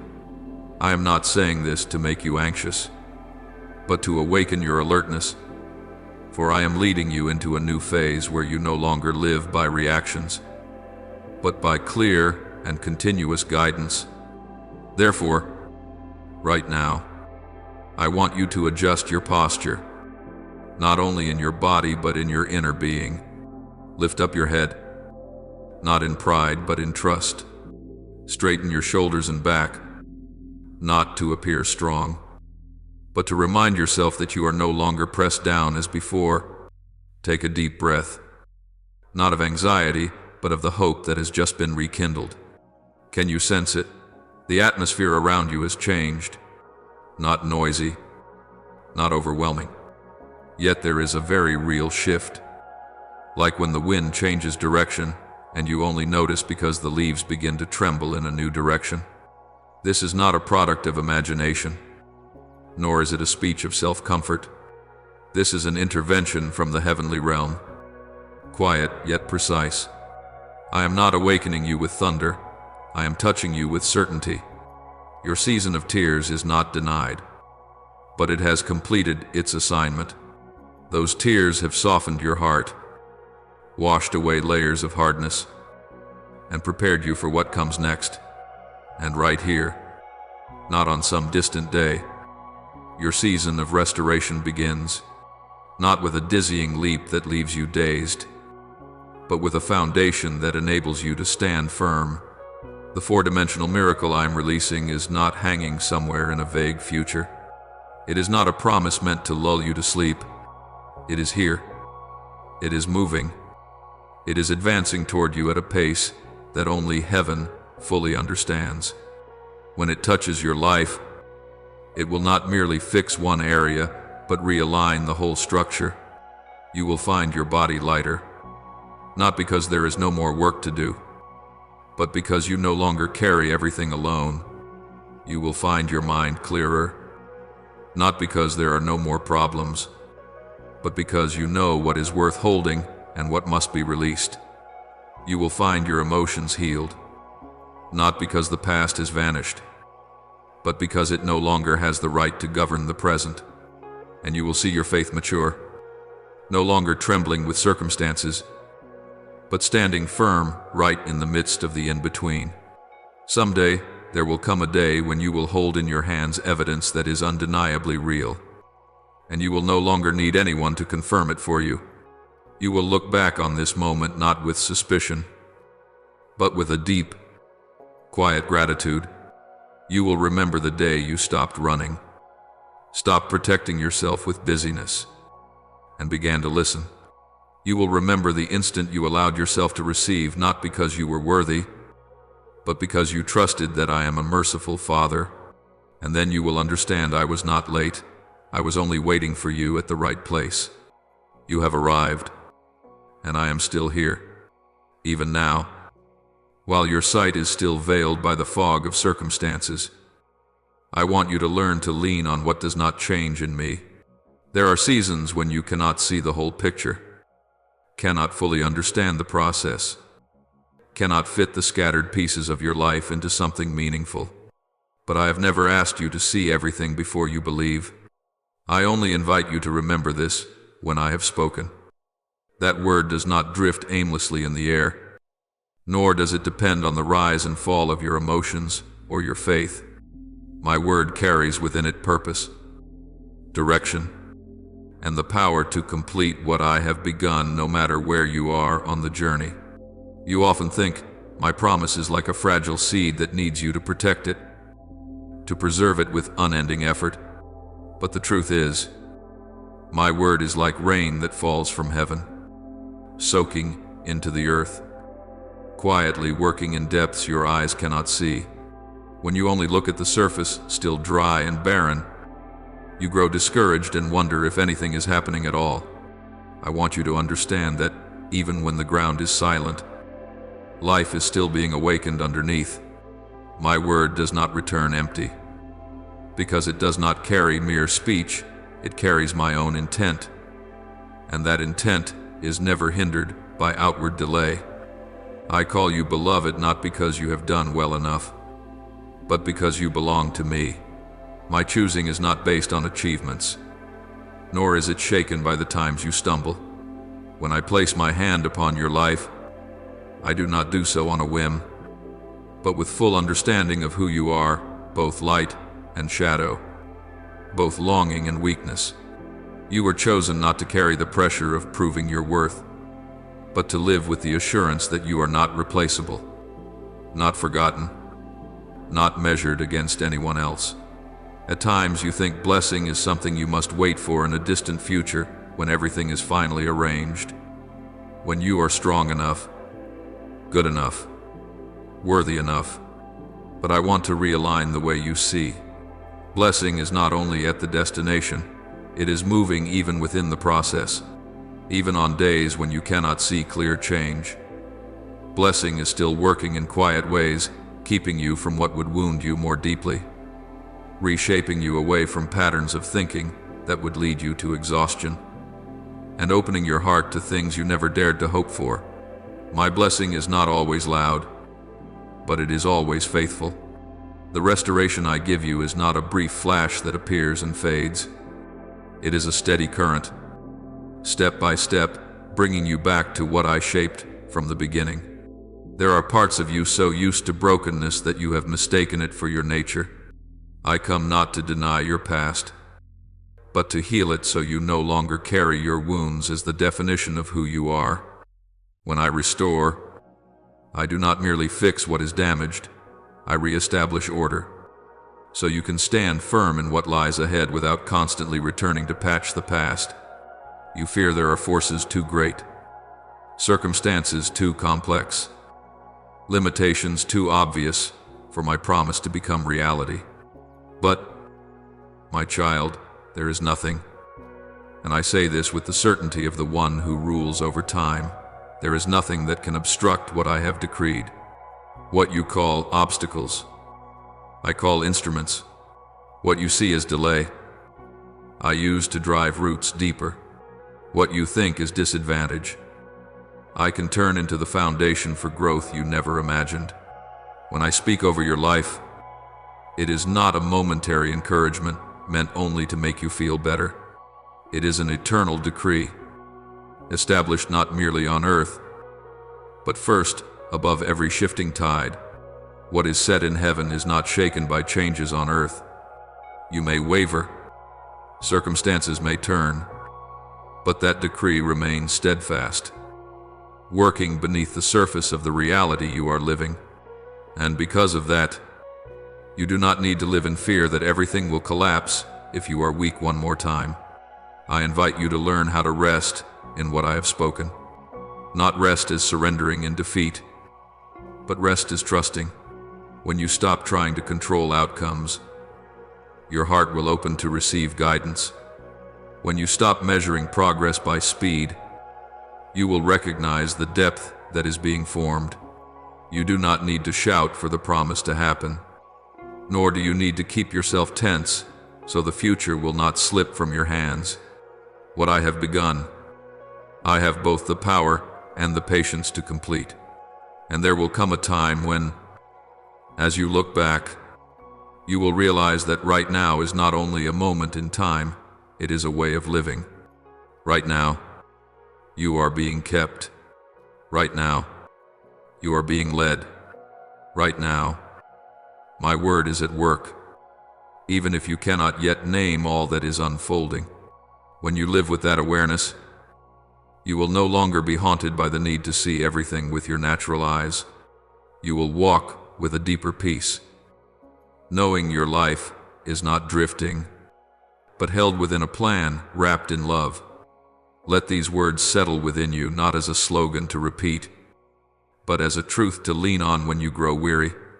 I have spoken, and my word is working.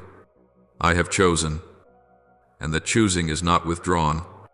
I have blessed, and that blessing does not run dry. I have begun restoration, and that process is not interrupted. You do not need to fear the future, because your future is not slipping into the unknown. It is being guided by me, the one who set his seal upon your life before you could even understand who you were. I want you to remain a little longer in this quiet rhythm, because there are things that open only when you stop rushing to conclusions. When clarity begins to flow into your life, it does not arrive like lightning tearing the sky apart, but like underground water slowly seeping through layers of parched earth. At first, you only feel a softening and easier breath in the middle of heavy days. Then, little by little, you realize you no longer react from old instincts, no longer panic at things that once disoriented you. That is when I am working at the deepest level, where you are no longer driven by confusion, but begin to be led by discernment. There were thoughts that once filled your mind completely, wearing you down because you analyzed endlessly and still arrived nowhere. I do not erase them by force. I quiet them with truth. When my light touches you, what is unnecessary will lose its weight on its own. You will no longer have to strain to choose, because many paths that once appealed to you will suddenly feel unfamiliar, not because they are evil, but because they no longer belong to the season you are entering. This clarity will not make you arrogant.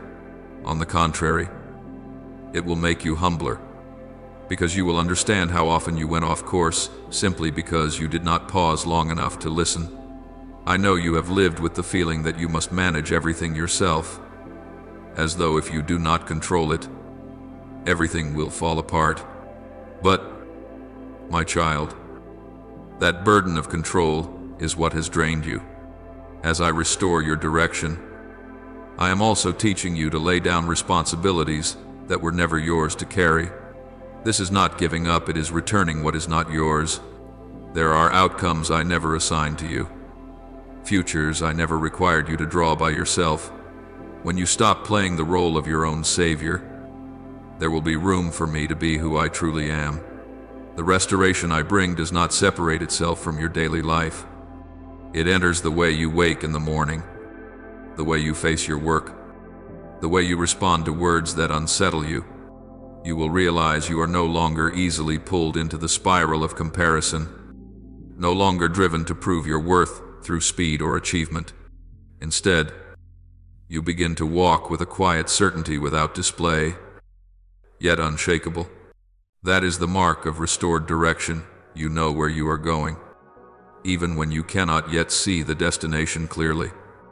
In that process, I also touch your joy, not the loud kind that depends on circumstances, but a deep and steady joy that can remain even on imperfect days. This joy does not make you forget hardship, but it keeps hardship from defining you. When you begin to laugh again, not because everything is finally fine, but because your heart has been set back in the right place, that is when you are being truly healed. That joy will guard you from depletion, from a way of living that merely survives without vitality. And as your heart is renewed, the way you view resources changes as well. You no longer see finances only as a constant worry or a measure of success. You begin to see them as part of a trust I have given you, something to steward with wisdom and peace. I do not pull you into lack, nor do I entice you to chase abundance at any cost. I teach you to live with enough, and from that enough, you learn to share without fear. When your heart is no longer ruled by money, Money also loses the power to keep you awake at night. The healing of your body is not outside this process either. There is a kind of weariness that does not come from illness, but from a life no longer aligned with the rhythm I have set. When you begin to honor your limits, resting without guilt, working without self-destruction, your body will respond with recovery. I do not promise you will never feel tired, but I promise you will no longer live in prolonged exhaustion as if it were normal. Your body is a dwelling place where I abide, and I do not neglect the place where I live. In all of this, I want you to understand that your agreement is not an empty ritual. When you dare to speak what I am doing, you are training your heart to side with truth instead of letting circumstances tell the story for you. Each time you affirm restoration, you are rejecting the old way of thinking that said things will always stay the same. You are not denying reality. You are simply refusing to let the present define the future. That is the maturity of faith, to see what is, yet place your trust in where I am leading. I do not need you to repeat declarations like a mantra. I need you to live gradually into what you confess. When you speak of restored direction, walk faithfully in the small decisions. When you speak of restored joy, allow yourself to smile without guilt. When you speak of restored finances, choose integrity and discipline, even when the results are not yet visible. When you speak of restored health, love your body as part of my design. Words and life, when they walk together, create the space where miracles can unfold. There may come days when the path feels dim again, for this journey is not a straight line. But my child, each time you return to the clarity I have given, you will move faster, steadier.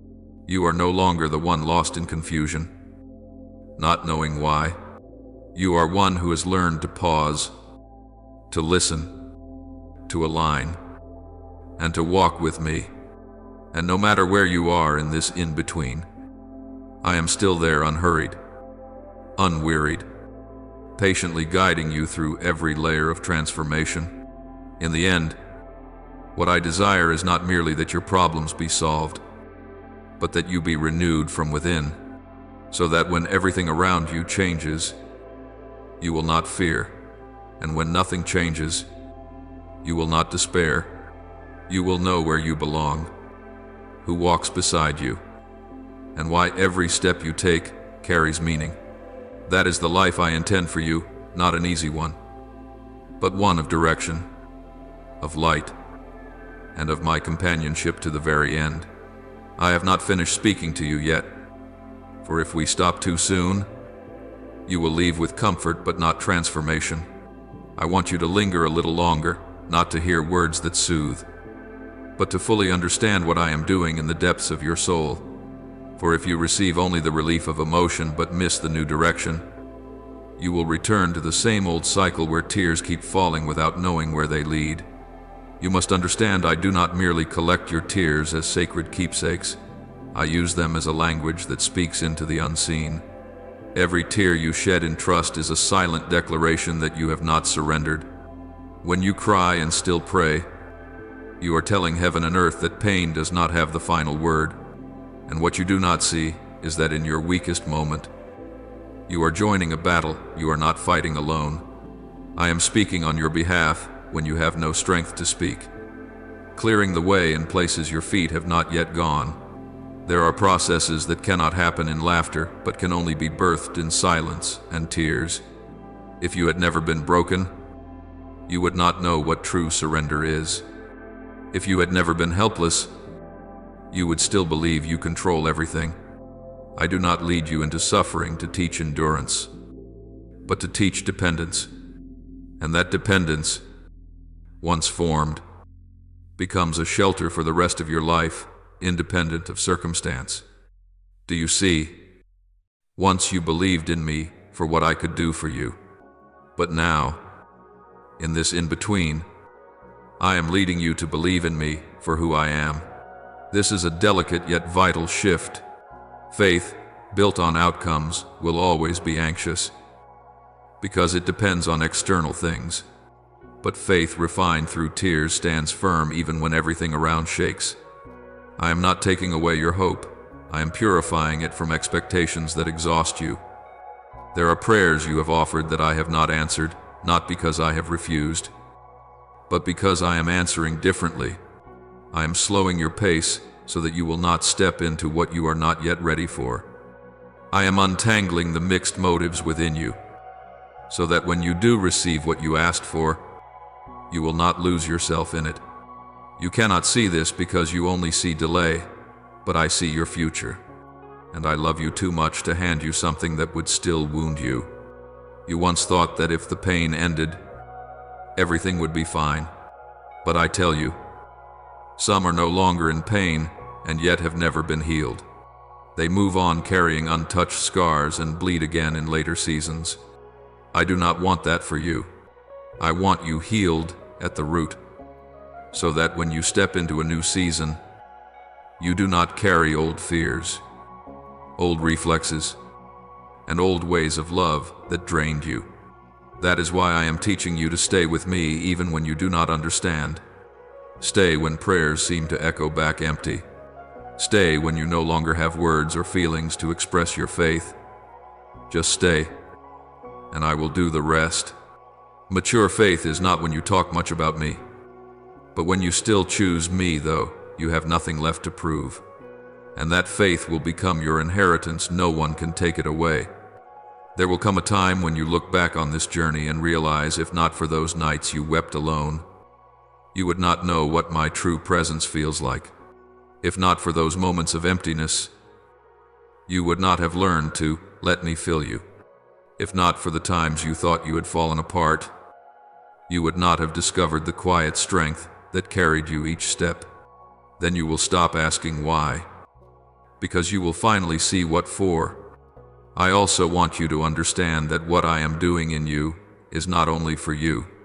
You are being prepared to become a refuge for others. One day, when someone sits before you with tearful eyes and a weary heart, you will not need many words. Your presence, your calm, your listening without judgment, these will speak for themselves. And they will sense that there is a Father who once led you through the dark and is now leading them too. Do not take this lightly. I am not healing you merely so you can breathe easier.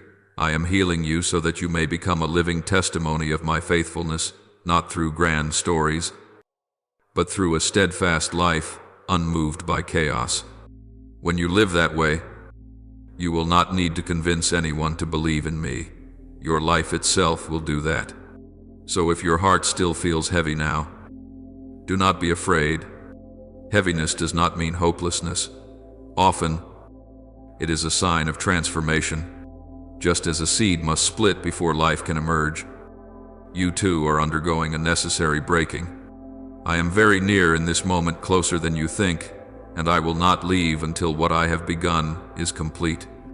Keep walking, not hurriedly, not trying to prove anything, just faithfully. I do not love you because you are strong. I love you because you are mine. And that love is enough to carry you through the in-between. Enough to turn tears into harvest. And enough to write a story that, when you look back, you will know not a single moment of this journey was wasted. I am still here with you. And I have not yet finished whispering what needs to be spoken into the deepest part of your heart. There are layers of meaning behind the closed doors that only reveal themselves once you have walked far enough from the initial pain. At first, you saw loss, then confusion, then weariness and questions of whether you did something wrong. But I want you to know not every unfulfilled plan is born of your mistake. Sometimes, precisely because you were on the right path. I had to stop you, for if you had continued at that pace and direction, you would have arrived too soon, before your inner life was ready to bear what awaited ahead. I know you once thought that if I truly loved you, I would have made everything gentle, but true love does not always mean ease. There are things that, if I did not intervene, you would walk into out of fear of missing out, fear of falling behind, fear of being seen as a failure. I have seen how those fears could lead you. and I would not allow fear to steer your life. So I stepped in, sometimes by letting things collapse, forcing you to pause and ask who is truly leading your way. What you call perfect timing is often merely the moment when your ambition peaks. But I measure time by another scale. I look at the ripeness of your soul, at your capacity to stand when there are no praises, at how you respond when no one notices. Some doors, if opened too soon, would make you live to protect your success instead of living in freedom. I do not want you to become a slave to what you once prayed for. I want you to enter greater things with open hands, unafraid, unstrained, and free. Do you remember how you once begged me for explanations for clear reasons, logical answers, assurance that you were not imagining things? But I chose silence, not because I lacked answers, but because if I had explained everything, you would have understood only with your mind, not through transformation.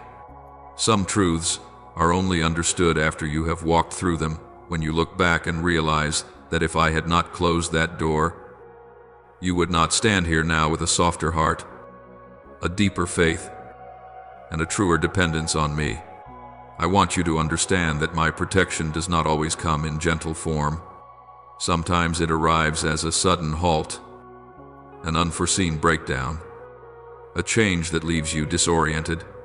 But protection is not always pleasant. It is shielding you from what would quietly drain your spirit over years without you knowing. I have seen the paths where, if you walked them, you would trade your spiritual sensitivity for a sense of stability. I have seen the versions of you in those futures more successful in the eyes of the world, but farther from me in heart, and I chose to keep you for myself.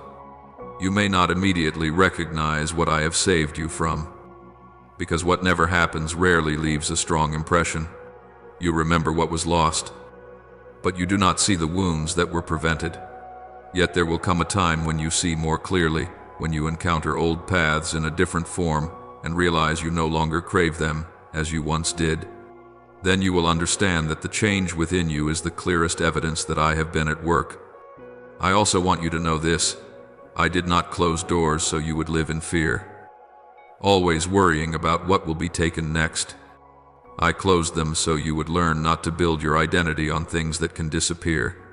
When you no longer cling to a role, a relationship, or an achievement, you will begin to touch what cannot be taken away, who you are in my eyes.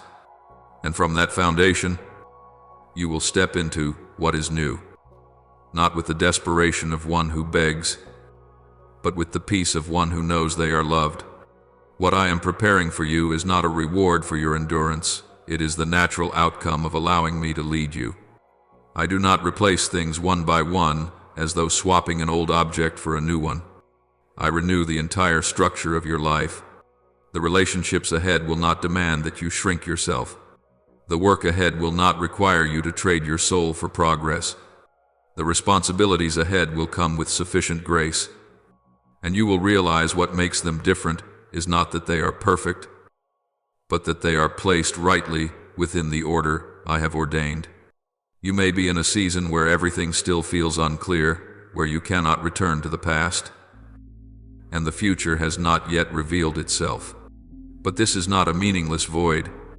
It is the space I use to remake you. In that quiet, I strip away false definitions of success, of worth, of what life is meant to be. I teach you how to listen instead of rushing to react, how to wait without giving up, how to trust without demanding guarantees in advance. I know you once believed that if something was from me, it would never leave. But I want you to understand more deeply. There are things I give you for a season to teach you what you need to learn, and then I put them away when that season ends, not because they were bad, but because you have outgrown them. If you hold on to everything I ever gave you, you will have no room for what is new, and I am always making all things new. I do not repeat, I lead you farther. There will be a day when you stand in a different place. Look back at the doors that once closed. and smile, not because you have forgotten the pain, but because you understand its meaning. You will see clearly that if I had not acted decisively then, you would not have this freedom today, this steadiness, this peace that no longer depends on circumstances, and in that moment, you will no longer call what passed taken from you, but protected for you. I am not in a hurry, and I am not late. I am right on time. What is about to open for you will not require you to compete, to prove yourself, or to barter away what is essential. It will come as a natural continuation of the new person you are becoming, and when you step into it, you will know you did not arrive there by luck, but by my faithful guidance through every door that closed. Remain in this trust a little longer. Do not rush to conclude the story while I am still writing it. Do not call a chapter a failure when I am simply turning the page. I am not finished with you. I am opening the way, my way, in my time, for your fullest good. Now, I open my heart before your presence, laying down every calculation and lifting up these pleas distilled from the deepest place within me. Almighty God, you who see into every hidden corner of my heart, I come before you with empty hands, bringing no merit and no conditions. Teach me to release what I still unconsciously grip, so that the grace you give is not choked by fear. When I am allowed to touch your miracle, let me not turn it into my private possession, but let it flow through me like cool, living water. Correct the quiet bargaining within me, so that my faith is no longer a transaction, but wholehearted surrender. May my life become a space where you act in freedom. Merciful Father, I ask you to heal the deepest place within me, the place where I once believed I had to protect myself, to secure my own safety. Set me free from the fear that giving will leave me lacking. Teach me to trust that you are the source that never runs dry, and that I am only a channel for your life.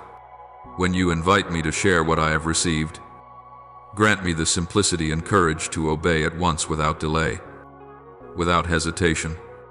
May my heart soften again beneath your gentle, quiet call. Loving Father, I thank you that you do not abandon me to fear and calculation. I thank you that every gift you give carries an invitation into true freedom. Though I have often been slow to understand and quick to close my heart, you remain patient, leading me step by step. I am grateful that you trust me enough to place precious things in my hands, not to keep, but to give. I thank you for the people you have placed in my life, those near, and even those I once forgot. Through them, I am reminded that faith is not a solitary journey. You use even fragile connections to reveal your living presence. I give thanks that I am allowed to take part in that work of love. I offer this prayer in the holy name of Jesus Christ. Amen. Don't forget to subscribe and turn on notifications, so that together we can build a strong community of faith.